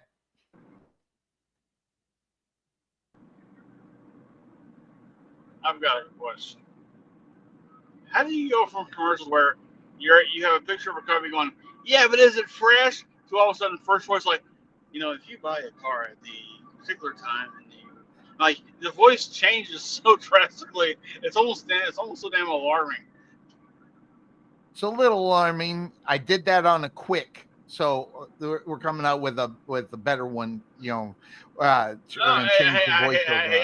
think it's great because I didn't expect that and I heard that twice already. I'm sitting there going, oh my god, You gone No, from, oh my God, I need to bring it up. Go check this out. Go check out the. Here, I did the choice, we have voiceover at these- 3:00 in the morning, so I didn't want to wake everybody up. So there you go. So that's the reason why. But that being said, of course, that's the name of the show. I think it's great. I think it's great. Yeah. Yeah. Anyway, where were we? I mean, what were we talking about? I don't know. Oh, by the way, I found the other ring. About Here's the the other. people who knows the Here's the Redskins. side of the rings. By the way, so I found that one. So those are the side that's Jalen Hurts's, and with that, and it's got the score on it and stuff like that. So real cool ring, in reality. So that being said, all right, now where do you think Josh Allen? I just want to get to Josh Allen. We kind of briefly spoke about this last week. These are his numbers from 2024 MVP. Okay. Big time gamer. But as my brother says, and I'll go with him, he hasn't done anything in reality that puts him head and shoulders above the rest because of why? Well, making it to the playoffs and actually winning the game in the playoffs. How far can they go? But, man, when the AFC is so packed and the two teams that you got to go against are Lamar Jackson as well as Patrick Mahomes, kind of changes, your atmosphere. I mean, do you blame Josh Allen in reality for not getting where he needs to be that guy, to where you can say this guy's a superstar? He's always gonna be a superstar. So what's your take upon what you see with Josh Allen? I mean, like I said last week, Josh Allen, the flowers he's getting now, he deserved them 3 years ago. But now he deserves them. Now, is it all based on whether or not he wins the Super Bowl or not? Is that what that's come down to? Because I can think of many great quarterbacks that have been considered great Hall of Famers who don't have a ring. Dan Marino's There's very few, though. Oh, he went to one game. Those would be Dan the Fouts older is good. ones, like Marino. Yeah. But so just because you don't have a ring does not make you not great. Now, are you the reason why your team is choking in the playoffs? Can we really blame him for all that? I mean, he is one of 53. He is one of 53 players on that team that couldn't get the job done. Right. So we're gonna put all that on his shoulders. That's what we say. The quarterback gets too much criticism or too much credit. So that's where it kind of boils down to. That's the nature of the beast of the position. Which by the way, is very unfair. And that's all media driven because that's all, all that is based off is people who think fantasy football numbers actually mean something. I mean, look, Josh Allen's going to be great. Okay, he's worked his way. He is great. Yeah, he has worked his way in that conversation. He is unfortunately in a conference to where you gotta face two of the big heavy hitters. If he can beat one of them, that's great. But if he can't, is that going to really diminish what he's all about? I mean, remember, he does play for the Bills. The Bills have been very unlucky. Even when they won the Super Bowls, they were unlucky. Yeah, they never won. They like 4 years in a row, and they didn't win one. Yeah, they won back 4 in years the in a row. day. 4 years in a row, took on the NFC East pretty much, and couldn't beat them at all. So now Joe Buck was on Good Morning America or whatever it was with Troy Aikman, and they asked him for his pick. He picked the Bills to go this year. He thinks it's finally going to be the Bills' year. Joe Buck, he knows the sport pretty well, so I give him credit too. Now, granted, Troy Who are you talking about? Say that name again. There is that. Joe Buck. Joe Buck. Okay. All right. Yeah. Yeah, he was on Good Morning America or whatever it was with Troy. He picked. I don't like his prediction. I don't like his predictions, but I like Joe Buck. Yeah, and I mean, I give credit too. I mean, look, it's an opinion, right? Maybe the Bills have it this year. Again, a lot of none of the pieces have fallen into place for any team right now. Right. They've gone out and gotten players. They've gone out and gotten different things covered. But you got to wait for all the right pieces to fall into place. Right. And that happens around week 8, week 9, week 10, week 11, week 12, further on down the line. Here we are getting ready to talk about the first ever first game here, which is the Hall of Fame game. We don't know what's going to fall right now. Hell, George Pickens got knocked out of practice yesterday. And plus, whoever wins that Hall of Fame game, don't fall in love. But remember, it's the Hall of Fame game. This is This is just a glamorized scrimmage, for God's sake. Yeah, in a high school stadium. Yep. So, well, nice one, but yes, yeah, I understand. Of course, if they moved that Hall of Fame game down to some of the high school stadiums down here, that'd be much better. I mean, oh my, in Texas is unbelievable, those stadiums. So, yeah. This is known for high school football. Oh God, so, listen. So, yeah. We got the Friday Night Lights, we got the. But I don't know. But the Buffalo Bills, the Von Miller, he's going to go to the Commanders. Miller's going to get $6.1 million in the base, so they lose him. So a loss for the defensive side of the ball, but also you go back to the simple fact of the matter is that I don't think the loss of Von Miller is going to make or break the difference of the Buffalo Bills. And, of course, we'll talk about that when we go to the AFC East. They'll talk about that next week. So something to keep your eye on. Interestingly enough, another former Bill is out there talking. I don't know if you knew this, but this is what he said, that being Odell Beckham. He said, so who's taking my salary in Bitcoin? Who said taking my salary in Bitcoin was dumb? He made quite a bit of money on Bitcoin as a part of his Rams salary that he took. And from what I hear and understand, he basically tripled the number of Bitcoin. All right, so I don't know much about Bitcoin. I don't know good, bad, or indifferent of what Bitcoin is. Yeah. So I don't know. Do you know anything about Bitcoin? I mean, I'm so far off on that I don't have a clue. To me, it's not real money. So I know people are slapping me when I say that, but it is what it is. But do you know anything about the Bitcoin? I know very little about it, but I'm currently right now kind of messing with it. Like I'll put $20 in there and watch. It does grow. It doesn't grow exponentially, but I feel like like it doesn't go from $20 to $100 in one day. Right. But I mean, over time, you could triple your money. Like I go from $20 to $60, maybe in the span of a few months. But I haven't gotten that far yet with it. I'm still I'm testing out there for all you people, just so we can come on the show and talk Bitcoin, just one show. I mean, we talked Hogan today. We'll talk Bitcoin next week. But, I mean, it's Well, Odell's talking about it, and some other players that have done that as well.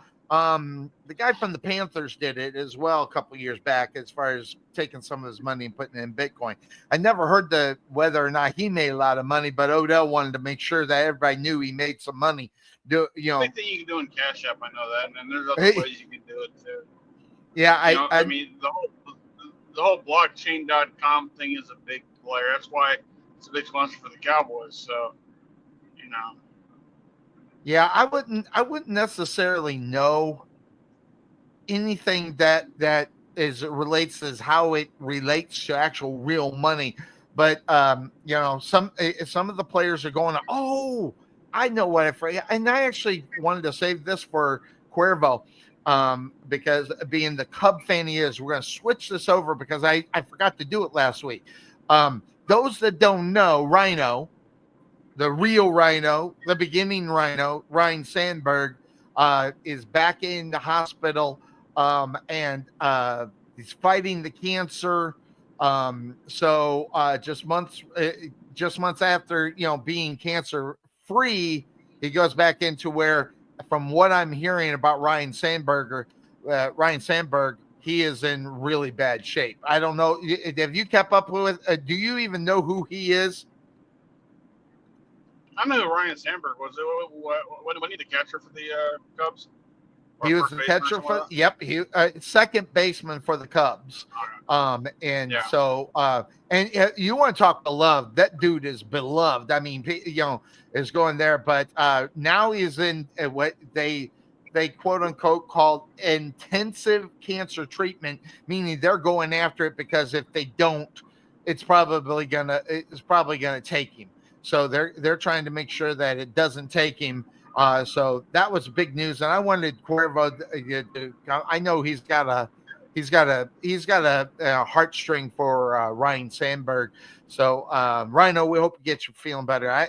That one kind of hit me as far as that's concerned. But that said, all right, let's get back to football. I just wanted to get that out because I forgot about it.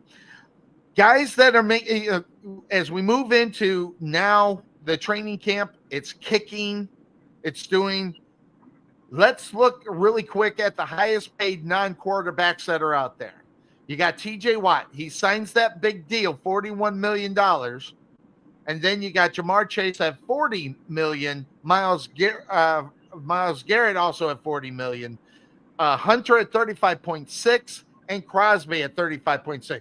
And I remember just speaking just recently about Hunter or what's his nose getting the money, Crosby getting the money, thinking that is huge. And now Parsons still waiting to get signed, so I think you kind of you thought 35 was going to be good for Parsons, but I think he's going to have to probably be in the middle. I don't know if you want to give him the big money TJ Watts has, but if you meet in the middle between TJ and what Crosby is, you're probably looking at $37.5 million. Do you think that gets him signed, or do you think he wants more? Now, he has shown up at camp and he's participating in camp, which, hey, he's got that going for him, I guess. As a whole, then. Yeah, look, here's the thing. He's there. And once you get this done, this is on Jerry. This is all on Jerry Jones. And Jerry Jones, the longer Jerry takes, the more he's going to spend. Yes. That's clearly evidence that shows you all throughout the DAC and the CeeDee Lamb and whoever else he's signed since then. I mean, same thing, and Parsons will be no different. Look, Jerry in his press conference, he was asked about that, and he gave a Jerry answer to that, which is not very good. Very, very hard to go through, decipher all the shit, all the bullshit that he throws out there. So look, I don't blame Parsons at all. He's there. He wants to be a part of this thing. Right. So both in Jerry's court. The fact that neither party has talked to each other about this, that tells you that Jerry's just waiting. Jerry is gonna, if Parsons is lucky right now, just write it out. And then when that time comes, it won't be $40 million, it'll be $50 million. Because Jerry will overpay. Well, he's got a habit of doing that. And was it you who said last week that Jerry Jones was thinking about turning the GM duties over to somebody else? Was it you who said that? Or did I hear that somewhere else? No, you heard us somewhere else. But Jerry's come out. Dug in on being his own. Well, wait. At one point, he did say something that he was thinking about maybe stepping down as GM, but then he doubled down this the other day, said, nah, I'm going to be the GM of this football team. It's worked out so well. All right, so random question. Jenkins is the only rookie not signed their rookie deal. When the arrest, do you think he gets the deal with the Browns? I don't know. He's not the only one that has not signed as far as rookies is concerned. The guy from the Cincinnati Bengals actually went back to Texas A&M, so he's not signed and he's not going to come back with them. But that situation with him and the arrest for him, I know sometimes I look at those guys and I go, gosh, what a mess. This guy is a pain.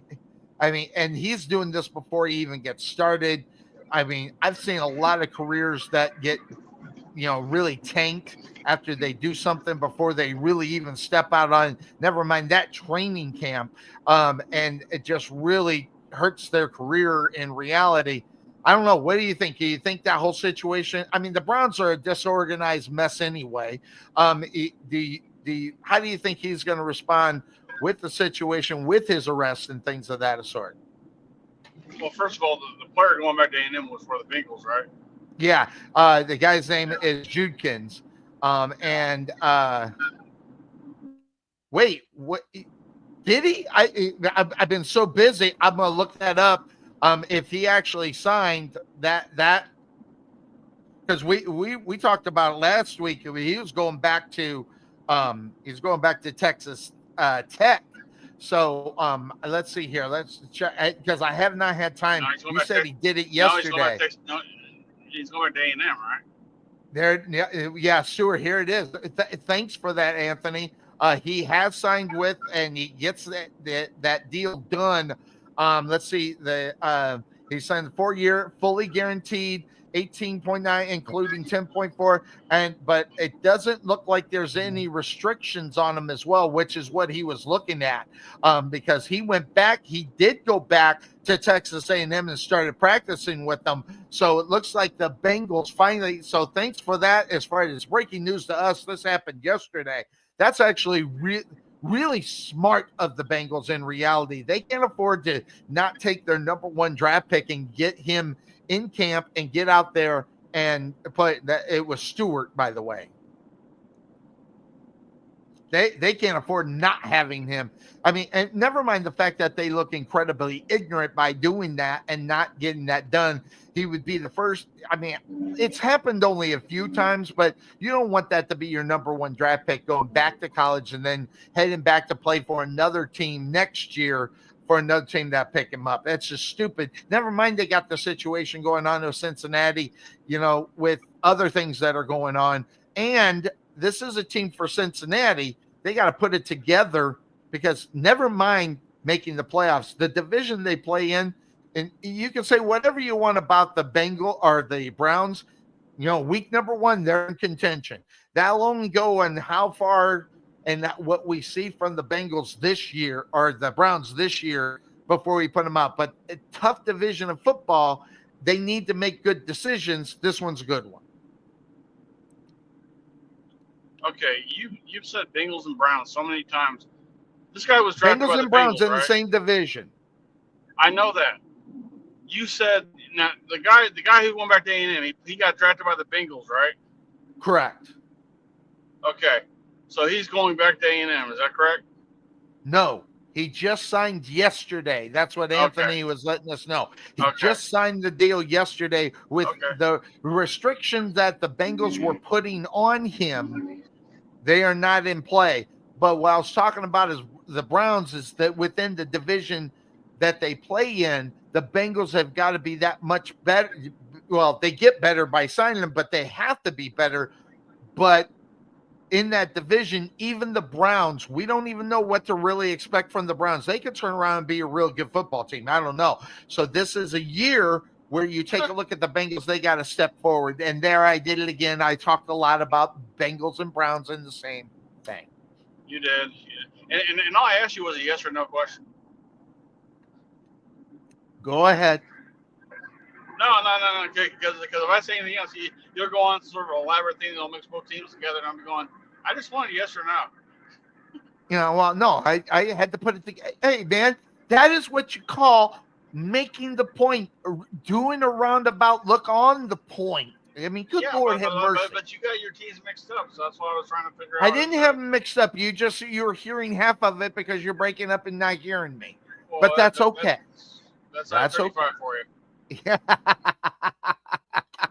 But anyway, but by the way, are you headed to work too, or are you off today? No, I'm heading to work. No, my new schedule doesn't kick in until a few weeks from now. Oh, okay. So, all right, very good. Well, it'll be before the season starts. You'll get a chance to watch watch Yeah, the I cannot games wait. more so than looking up and down. Got to keep track of two things at once. So there you go. Me, I don't know. I mean, I'm not good at that. I'm just gonna say this: the last time I was able to actually watch football, I won the Pick'em League. Oh, really? Well, crap. Because- I thought you did that without watching. So, man, No. that. I was in the By mix, the way, but I wasn't. yeah, if I you mean- want to get in on the Pick'em game, just contact me on Facebook. Send me an email, sonnyclark24@gmail.com. We'll get you added in there. Right now, we got 7, I think, in there as well. But last minute deal, we'll get it right. Cuervo's not even in there yet. Who's in our group? The Eagle fan. His name's just slipping my mind. Yeah. So, and plus we don't have Will Bush in there, so we'll see what ends up happening.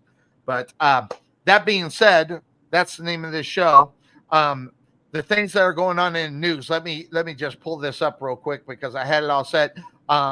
Things that are going on in the news. It looks like their running back for the Seattle Seahawks has a torn ACL. That is McClintosh.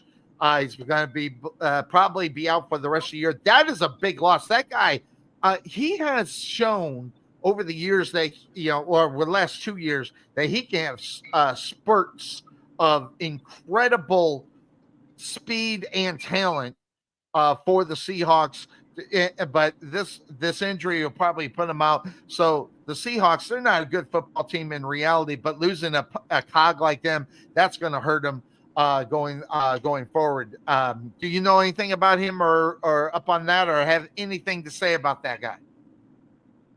Yeah, there's one thing to be said about these trainers that are getting in there and these weightlifting coaches that are pressing these players to build more strength in their legs, and all of a sudden they're tearing their ACLs and MCLs and whatever else is like right off the bat.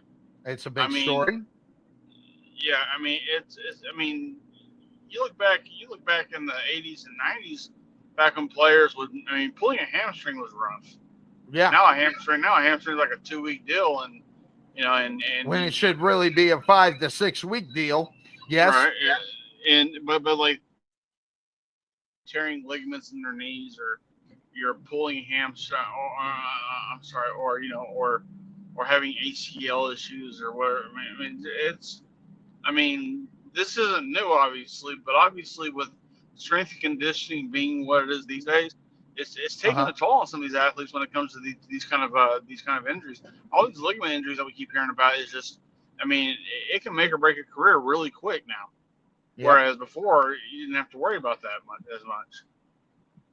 Yeah, the injury bugs and conditioning is really huge, and how they do it, I don't know. Yeah, there's a thing out there about injuries. It's like a documentary on that, and I want to get a look at it.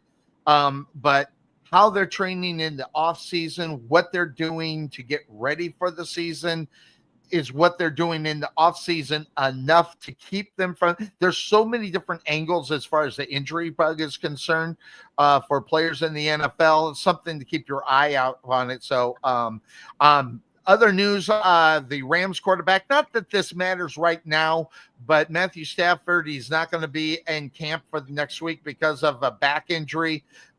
So I'm not necessarily worried about Matthew Stafford, or is that something that you want to keep your eye on and you worry about as far as the Rams are concerned this early in training camp? Well, anything dealing with a back is always going to be something to look for. I agree. Especially when you're a quarterback and you're getting hit from the blind side. It's funny because, like, I can remember back in the 80s, back when Joe Theismann played, he was a straight back passer. He would never turn to the side to throw. He'd always drop back, and like you would think he'd have always miss the guys coming right from the blind side of him, Mm-hmm. And like people knew how to read his helmet very well. So, like, there's no way to really. The only you can protect these quarterbacks now is every play there in the shotgun formation. That's 5 yards back. You're throwing it back. So, yes, it's a beating. But Stafford, I'm sure he'll be okay. I'm sure he'll have lingering issues all throughout the year. Because again, age plays a part. And I mean, hey, I got a bad back from getting out of my bed this morning. I'm 50. So I mean, you know you're messed up when you can't even get out of your own damn bed without getting an injury. And honestly, I rotated the mattress and everything. I mean, my back was just killing me this morning. But it is what it is. I mean, it's the nature of the beast. These guys put a lot of energy into their bodies, and like I said, the whole strength and fitness thing they're doing. Well, I mean that's just as much as going out there and getting sacked, you know. Absolutely. Some other news out there as far as that. It looks like the Vikings, they go ahead, they sign a big, a big part of their business out there. Their safety, Metellus, he signs a 3-year deal, $36 million for him. I'm not sure how much of that is guaranteed, but that's a big signing for them as they got that push forward. As far as Minnesota is concerned, Broncos linebacker Sanders, he's been carted off the practice field with a right leg injury, and that happened yesterday. So you got to look out for that, because in reality, the Broncos, they got that 2nd-year quarterback deal, but they need to have that defense be as good as it was last year if they want to continue on going up on top of that. Joe Mixon for the Texans, he's going to be out for the majority of the preseason with what, the guy suffers from it all the time, ankle injury. That happens to him all the time. I've never seen anybody go down so much. Matthew Stafford's done with training camp due to that back pain to get ready for week number 1. I wouldn't risk it. I agree with you, Anthony, as far as that's concerned. I don't think you want to risk your number 1 quarterback going out there. As far as that, it's just some of the, getting ready for week number 1. That's the last thing you need. Now the story that I think is huge, and it is coming into play, is this one right here. And it regarding the Bears. And it's too bad for Cuervo, okay, because Cuervo, getting set for this, but man, he is having a rough training camp right now. Ben Johnson is getting on his arse to, and at one point he said, just get off the field. He's getting frustrated with his number 1 quarterback. So now here's the big question that I ask when I see this kind of stuff. Is this a good thing or a bad thing? Is ripping this guy publicly a good thing or a bad thing? In reality, will he be able to stand it? Because we already know young players, never mind quarterbacks, they're just so sensitive. They get the criticism and they're unable to handle it. Is this a problem? Do you think, if you're looking at the Bears, and if you're a Bear fan, that's why I wish Cuervo was here to answer this question. What's your take upon the fact that they're running the first week of training camp, and Caleb Williams is having trouble? Well, it's kind of like what Dallas is doing with their culture, but the culture change. I mean, you have to set that tone. You can't sit there and call these players who haven't done anything in the pros yet. Yes. And Ben Johnson, who's a guy who really wants to show that he is head coach material. I mean, he's been overlooked for a few years now, so clearly this is his one chance to really. If he goes in there and lets the owner walk all over him right now, that might be an issue. Now, some coaches don't have that mentality to fight the owner. This guy does. But the thing is, the Bears are dealing with the fact that they had Eberflus there last year, who, maybe he called, their quarterback a little bit too much. Mm-hmm. I mean, this kid had a lot of things thrown at him as being the guy. Right. And it turns out he's just a guy. So, yep, he's a jag. So you have to look at it like you have to kind of look at it like the head coach has to set the example for the rest of the team to follow. Yeah. If your quarterback, if your main guy who you're relying on your offense to isn't doing the job, then get off the fucking field. Yep. If you're a home run hitter that comes to a baseball team and you can't even hit a fucking single, get out of the batting cage. If you're a 3-point shooter and you get drafted and you come into an NBA team and you every time you throw up a three-pointer hitting the break, get off the damn court. That's what's Absolutely. going on here with this guy. He's not producing enough. Maybe in the offseason he didn't take his offseason activities too seriously. Maybe he didn't take a lot of things too seriously because he's been called a lot from the USC and whatever else is that has brought him to where he is today. USC to wherever. So maybe just maybe he needs a wake-up call. And think about this. Do you think Caleb Williams is only going to play for the Bears? Do I think what You see him Caleb going to other Williams going to places? what? Yeah, Do you think he's only going to be a Bear, or I think he's going to go elsewhere? Kind of like Justin Fields, who, by the way, got carted off the field recently. well, let's not get too. Justin Fields just hurt his toe. They just put him on a cart to get him back into the place. Was to he get him back carted? there. Was he carted off the field? They put him on the cart because they didn't want him to walk because he hurt his toe. Listen, when they put you on a cart, I don't care if it's a toe injury. Okay, all right.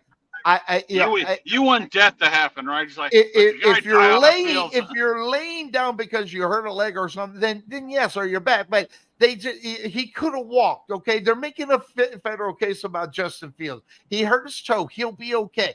That having been said, back to what we were talking about, the Bills had a fight, in their preseason, in their training camp. I mean, fighting within the first week is huge. So you're getting it with, their guy Schottenheim for the Bears, right? Or the Cowboys, right? He's got to deal with that as a new coach with the Dallas Cowboys. But here's the stupid thing. Josh Allen gets in a fight with the defensive player. And then on the other side, your team, CeeDee Lamb, getting in a fight. I mean, these are all kinds of stupid moves that puts your team at risk for injury and losing your guy for whether it's for a year or just losing them for time within the regular season. Yeah, none of these guys are bright. We know that. Okay, they're full of testosterone. They're full of piss and vinegar. They haven't fought anybody yet. They're ready to get this year going. They got this long stretch of training camp and mini camp. They've had the mini camps.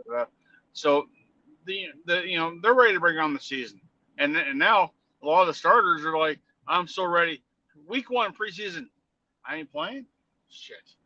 So week 2, maybe a play or two. Week 3, okay. Well, we'll see what you do in the first half. Then we get on with the season. So thank God it's only 3 weeks now. Yeah, no kidding, right? So and just wait till next year when it's only down to 2. So because they're pushing for the 18th game. So the only way you do that is to get rid of preseason. Yep. Sucks. Terry Bradshaw ripping Aaron Rodgers with his first pass with a pick 6. Terry Bradshaw's never been a fan of Aaron Rodgers in reality. Now he's got to put up with him for a whole year as his team's quarterback. Good, bad, or indifferent, it is what it is. But when you get criticism from a Pittsburgh Steeler legend, I think your ears have got to be open. I mean, I don't know what you think that's. I don't think Aaron Rodgers listens to anybody else. Yeah. Okay. I mean, Aaron Rodgers he plays ball to his own deal. Look, here's the thing. Terry Bradshaw is a 70-year-old man who doesn't make any sense on Fox. Is he still on Fox, by the way? Yeah, he's still on Fox. Okay, so they're still paying him to go out there and be mushmouth out there. He does the Sunday show. And the only person that's retired is Jimmy Johnson. He's retired off of that show. Yeah. Well, anyway, they should have kept Jimmy. But I mean, look. Here's the thing. Bradshaw's a personality. That's all he is. Yeah. He's not an expert. He's a personality now. He can't understand today's environment. Yeah, I mean, he's sort of like me. Can't understand these young kids. Well, yeah, but here's the thing.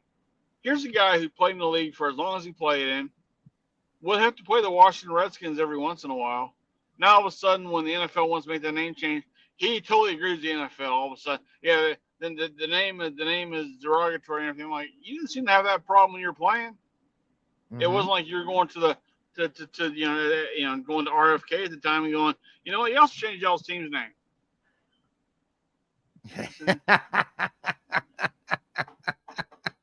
That is from Anthony. Look, he's busy, all right. Let the man be busy, okay? Hey, let him go. I see it every once in a while. It doesn't bother me. Maybe that's it. Maybe it's so much of a regular, it doesn't bother me now. Would you do it? Well, what I would do compared to what a young person does is totally different. Now, the answer to the question is no, but not because there's a stigma, but I don't think I look good with. I don't think I look good, but okay. Our football bet for this year. No, okay. Oh, hey, now that's not bad. I actually kind of like that one in reality. Yeah. So I mean, And I will, I will. I don't know what color they'd be, but I will take that bet. I'll take that bet. Blue and gold. Well, I think you got to put it in your team colors. Yeah, your team colors. Yeah, I'm not doing it because because I have to work for a living. So Well, so do I, but I mean, come on now. Well, I couldn't do the Hulk Hogan beard thing for the whole year, so yeah, I get it. Yeah. Right. I get it. By the way, don't you think we should bring that back for this 1 year? The fact that Hogan passed away. No, I'm not going to do that. No, because first of all, I'm not in the position to be able to do that. Second of all, it looked as bad as it was. Okay, all right. So I even know it was bad as that. So, but by the way, that having been said, hold on. Let me get this and hit paste. Hit that button, and then give me a second, and then I'll hit it. This is Aaron Rodgers. He says that. One Terry Bradshaw doesn't know me, and so he got an idea of what he thinks about me based upon what I have done. The they did a documentary on him, and he says what I've said is the darkness retreat, whatever the hell you want. He goes into a retreat. So basically, that having been said, hold on, it didn't get the whole thing. I want to get the end of it. It is right here. Hold on. Whatever. Where is it? The trait, whatever the hell you want to talk about, I'd love to get to know Terry on a deeper level. I feel like if he gave me a chance to get to know him, that we'd be good friends. I don't know. Can you picture him to know Terry Bradshaw on a personal level? Yeah, and going into wherever he goes to meditate or do whatever the hell he is. He comes up here all the time, so I mean, he has a ranch in Gainesville. Oh, really? So, okay, so if Sonny wins, the Podfather painting his nails, Sonny's team's color, and if the Podfather wins, I got to put a nice blue for the. So you get teal, I'd get blue. Well, we can always take it off. All you got to do is buy the, and we just got to show it during the show. I do it anyway because I talk with my hands, so kind of thing. Well, see, I would, but I'm missing fingers. No, you're not. So, yeah, that thing, yeah. Yeah. Hey, good Lord. By the way, growing up, were you a fan of the show MASH? Yes, I watched the show. Now, to say I was a fan is a stretch. I watched it because when it was on, it was like the reruns in the afternoon. That's the only thing you could really watch. Did you know that the guy that played Radar he had a deformed hand? I did know that, and I also he, if I'm not mistaken, if I'm thinking right, and I'm not thinking of the guy for Two and a Half Men, but Radar was a very religious person, at least if I'm remembering, and he wasn't necessarily a fan of the show. In reality, the show that he started.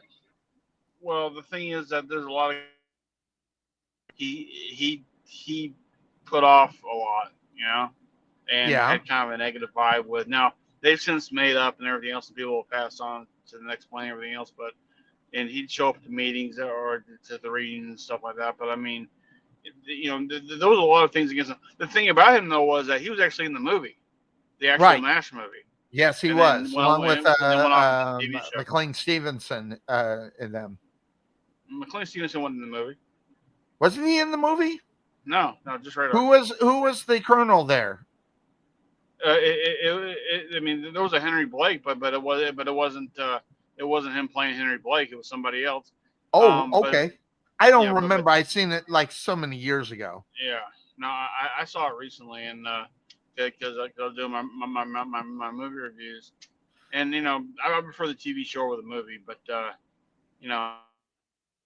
Paul Sutherland play Hawkeye and have Tom Skerritt play Duke, who wasn't even in the TV show. Yeah. And then what's his name? Elliot Gould play Trapper John, I think. Right. So yeah. And then, so interestingly then Robert enough, Duvall played. Then Robert Duvall played the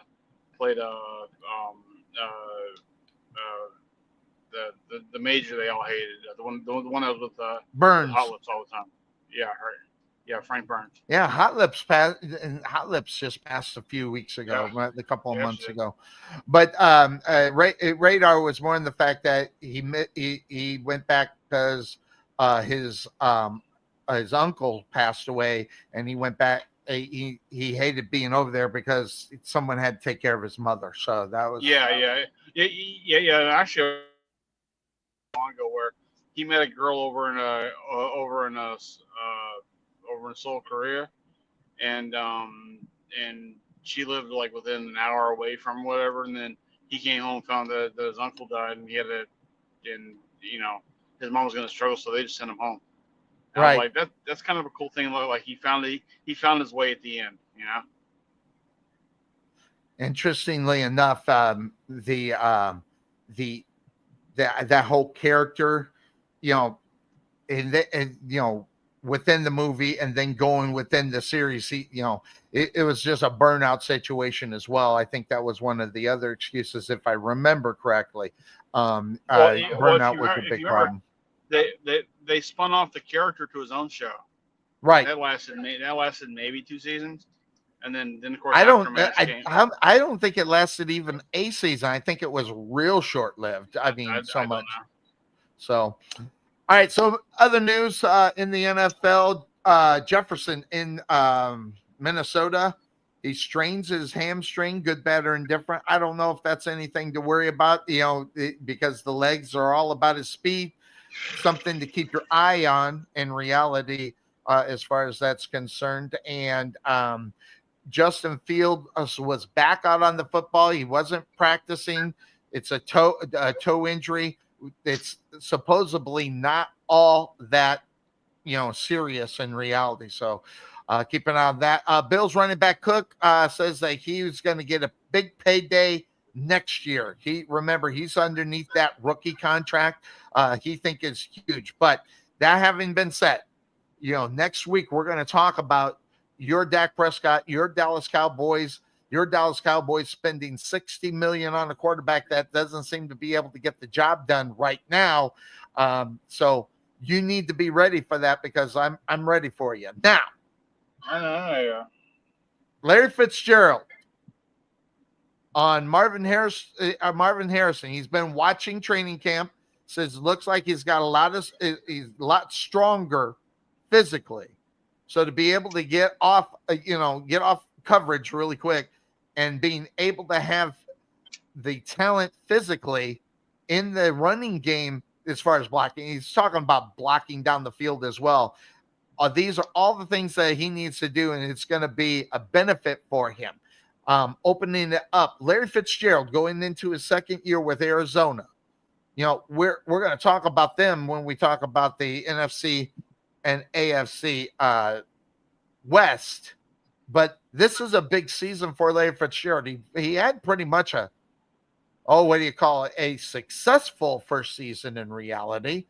That being said, the Arizona Cardinals are a team that are, I think, a lost soul, because they're kind of like it's not as bad as the Browns because of the quarterback and what he can do. It's the fact that who they got, and we've been talking about it, and I've been finding things to hate about the guy because I don't like him. But his height is really making a big, big difference for the Arizona Cardinals at the quarterback position, not being able to see over the line and making stupid mistakes in reality because of it. So the Arizona Cardinals, Larry Fitzgerald, you got to feed this guy. He's your superstar. He's your Jefferson. He is your guy that is going to, because they have no really running game to talk about in reality. But when you take a look at Kyler Murray, he's got to be able to take that next step and get the ball to his superstar, which he seemed to not want to do in his rookie season. I have a question. Okay. This is the same Larry Fitzgerald that's played for them for over a decade, or is this a new Larry Fitzgerald I'm not familiar with? Yeah, no. It's the one he's the one that's criticizing Marvin Harris, the future Hall of Famer Larry Fitzgerald. Okay, because the way I heard that from you was that he was still playing. I'm like, no. I mean, Marvin Harrison's playing, but yeah, he's looking at Marvin Harrison, and he sees obviously he sees a lot of potential in reality. But last year, I think that their quarterback, that being Kyler Murray, it's almost like this guy refused to throw the football to him, because they did a video that I saw where Larry Fitzgerald was wide open. Kyler Murray seen him and didn't get him the ball. They were saying he sees him open and he's not throwing him the football. Time out. You said it again. You said Larry Fitzgerald was wide open. Marvin Harrison was wide open. Marvin Harrison wide open. Yes. See, I knew you were doing that. You were throwing me out. I kept thinking, didn't Larry no, that one I messed up on. I didn't mess up on the other one. That one I messed up on. Go back and watch the show. That having been said, Kyler Murray's got to get Marvin Harrison the football. He's not getting them the football. He's looking off him when he's almost wide open. And even in the tight spots, you get it to your superstar so he can make plays.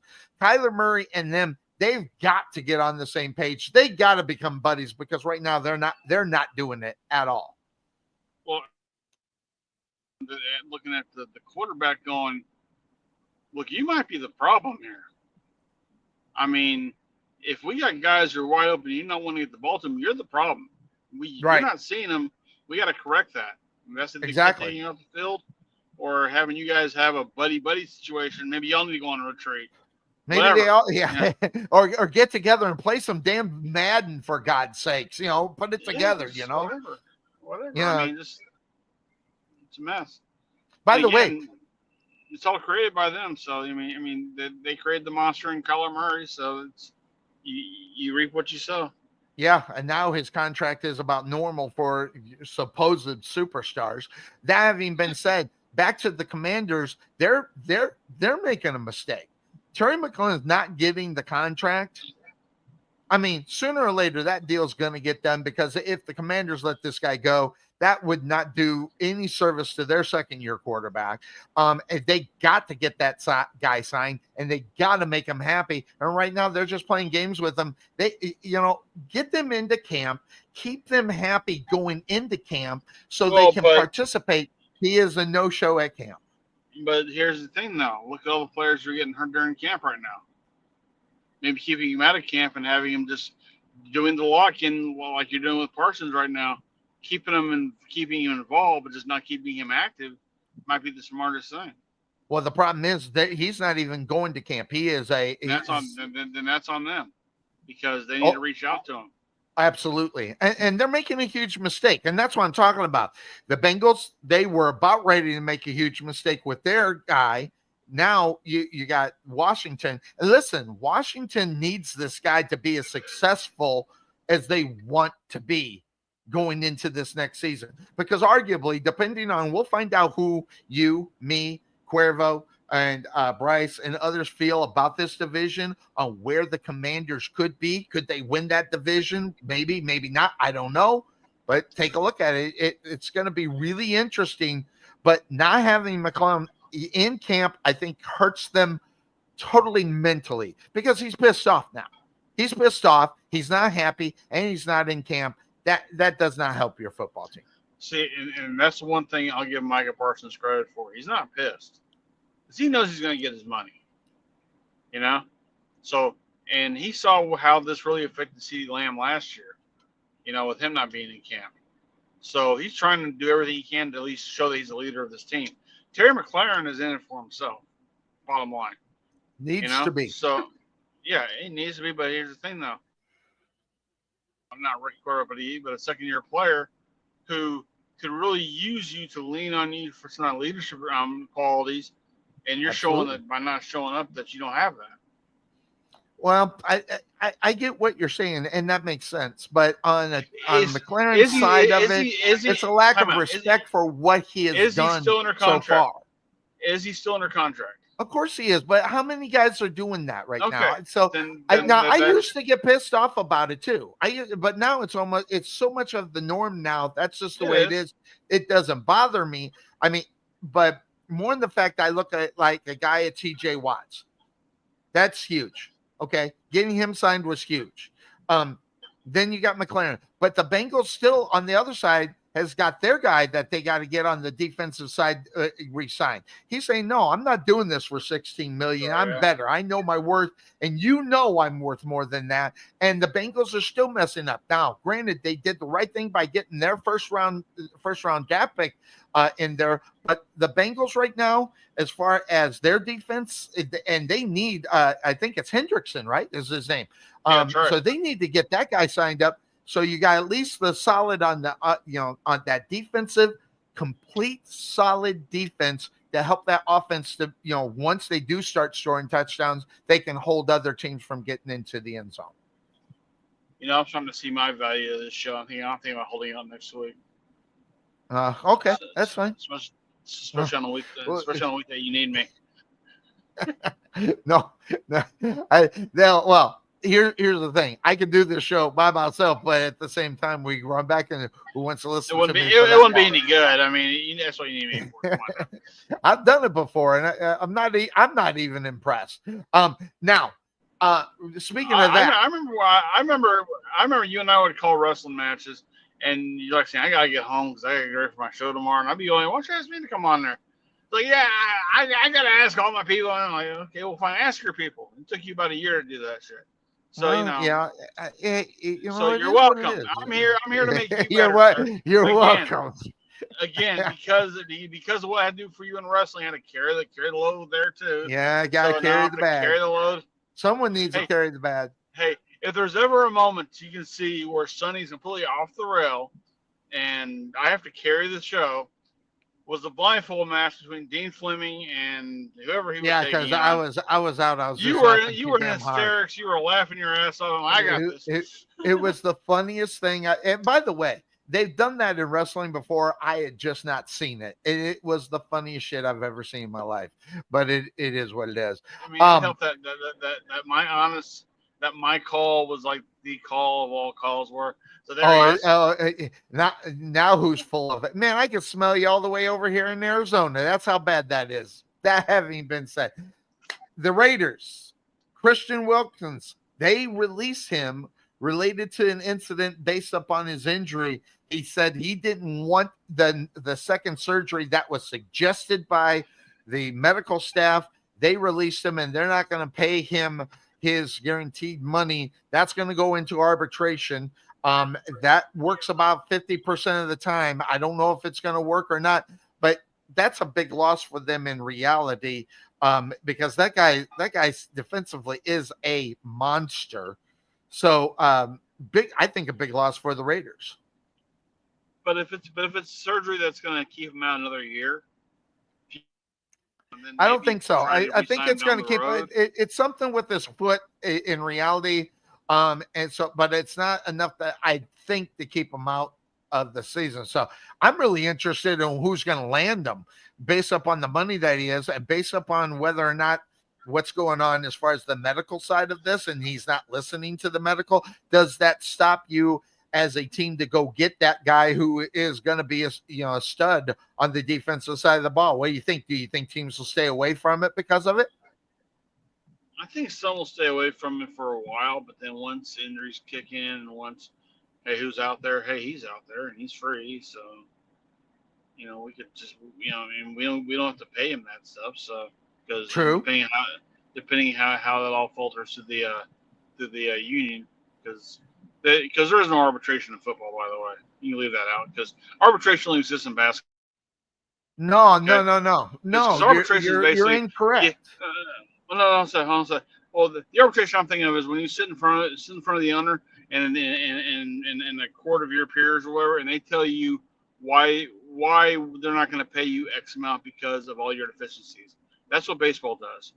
The NFL doesn't have that. That's why these players can go off and ask. Well, you're wrong, but that's okay. I mean, but you're wrong because that's exactly what they're going to do because it's guaranteed money and it's going to be the NFL Players Association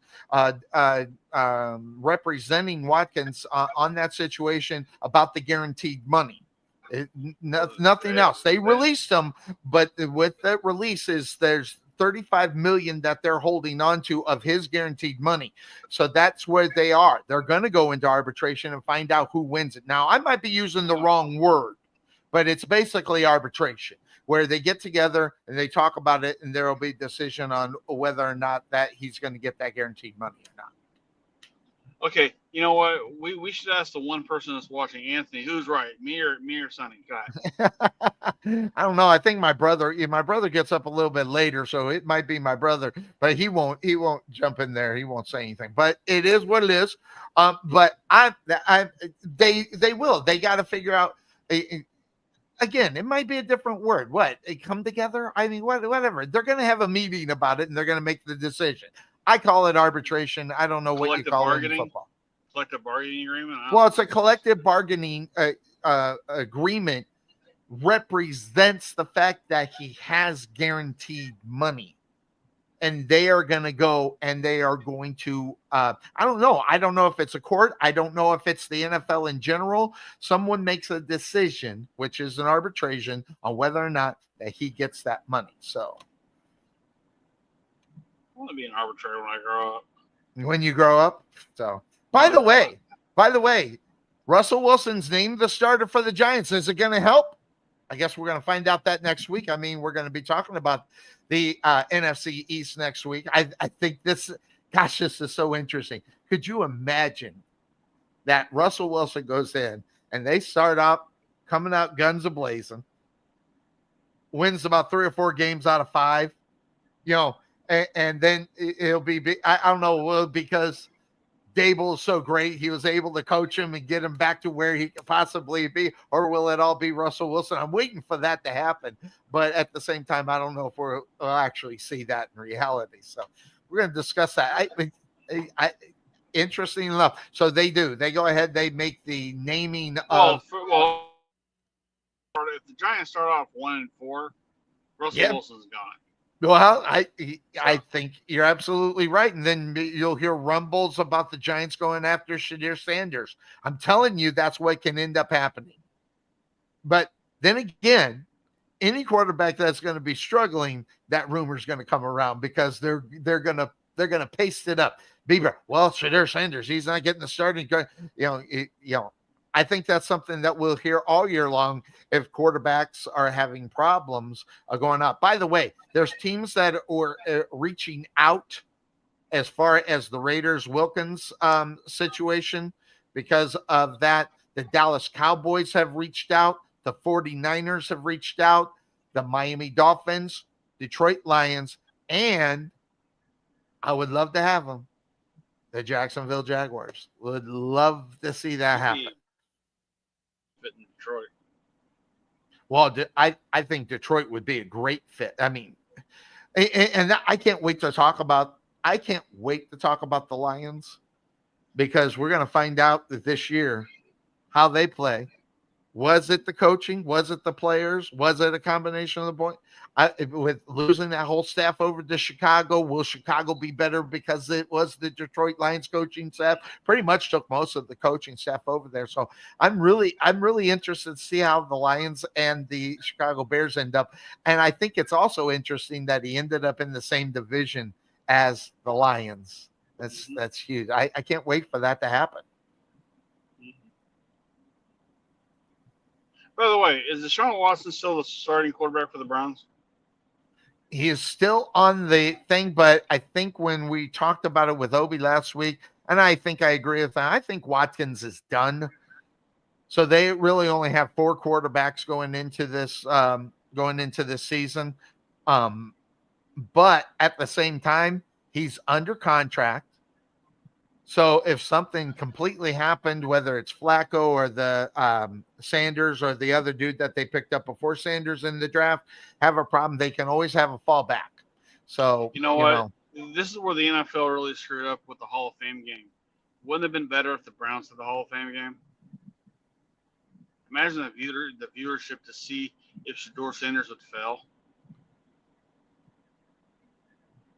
Well, would you hold that against Shedeur Sanders to fail? No, in a preseason game? I mean, I wouldn't, but there's others that will sit there and point to that. Well, hold on. That's because there's a lot of people out there looking for clickbait. I mean, I'm talking about reality.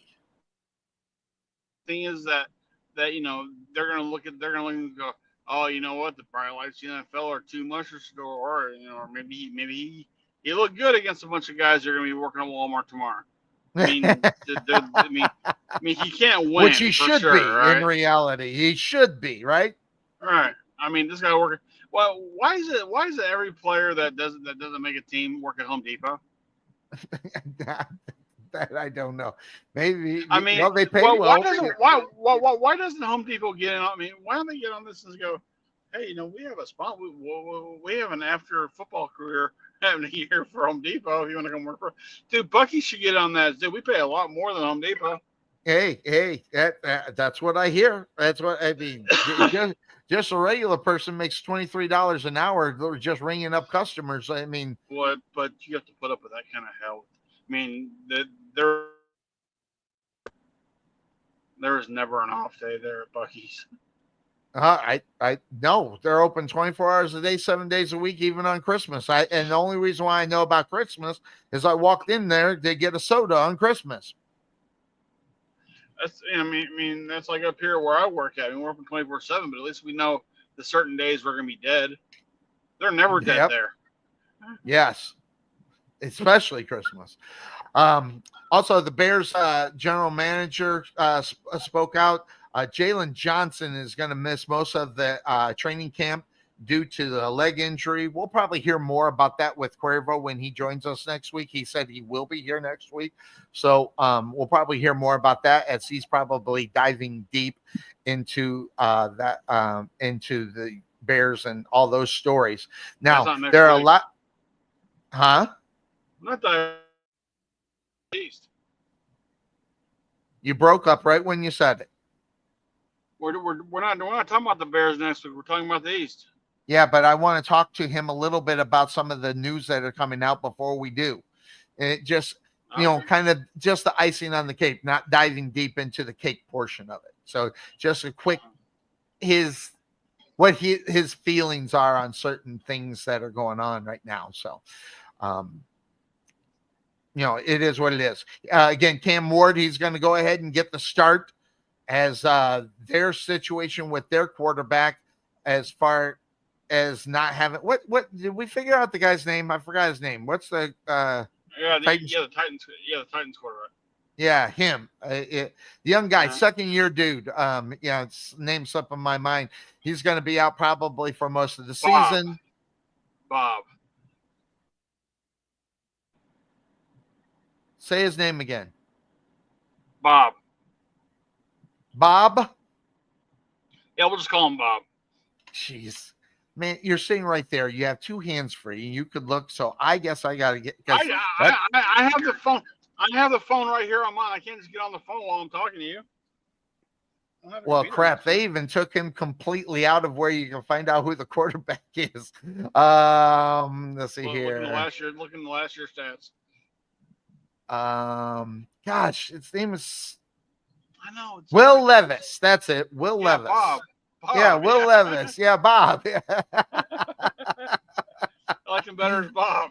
Yeah, I like it better as Bob. So Levis out probably for the whole season. I think they struck him down as far as that is concerned. What was the other news that I was looking at? You're kind of repeating stuff now. Well, no, not intentionally. So let me go over here. Oh, here's some of the other things that I wanted to bring up. Here we go. Oh, no, we talked about that last week. And here we go. These are quarterbacks with 30 touchdowns in a season during the 20. So who's going to end up doing it? I don't know. These are the odds of the quarterbacks throwing for 30 touchdowns. Joe Burrow's at the top of that. And look who's right there in second. This is the interesting point I saw in this. Baker Mayfield. All right, so I mean, I know he's got a stacked wide receiver core in reality over there in Tampa Bay, but damn, the odds are up there big time for him to be a guy that throws for more than 30 touchdowns. Now, I'm not surprised about Burrow. I'm not surprised about Jackson, Goff, Mahomes, Allen's, Prescott.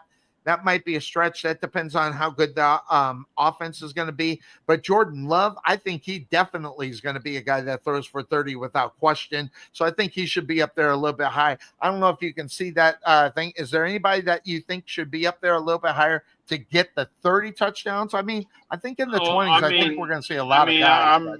I'm debating Tua getting up there because I'm debating if he's going to be healthy or not. Well, will he be ready to go? Everything I'm hearing is Tua is going to be the starter down there, and he is healthy to go again. That's all I'm hearing. He's healthy till he gets hit. See here. The only other one that I think might have a chance to do it, and that's if everything works well in his eyes, is Brock Purdy. They might get the opportunity to get the 30 touchdowns, but with the other weapons and the running game might take away from it. He couldn't get there last year, and whatever weapons he had missed. Yeah, but there's a lot of injuries that came into play with that last year as far as that is concerned.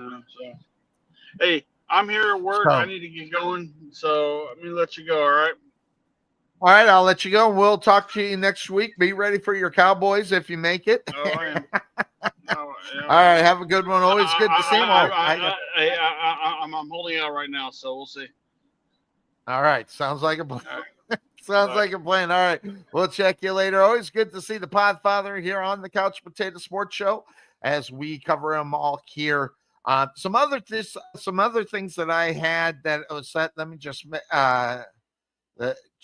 we'll click on highest paid non-quarterbacks. I think we covered that. So the highest paid cornerbacks. Here you go. Some big names, big money. Big money on the defensive side. Listen, those numbers are going to get a lot higher in the near future. So the Jets are going to have to make a decision sooner or later. I think that actually is a new signing for him. I'll look that up. But if you're going to have a guy on the defensive side of the ball be your guy, your hawk, and your chances of making either the playoffs or the Super Bowl, you're going to have a guy there. But you're looking at Houston. A lot of teams spend a lot of money for non-success.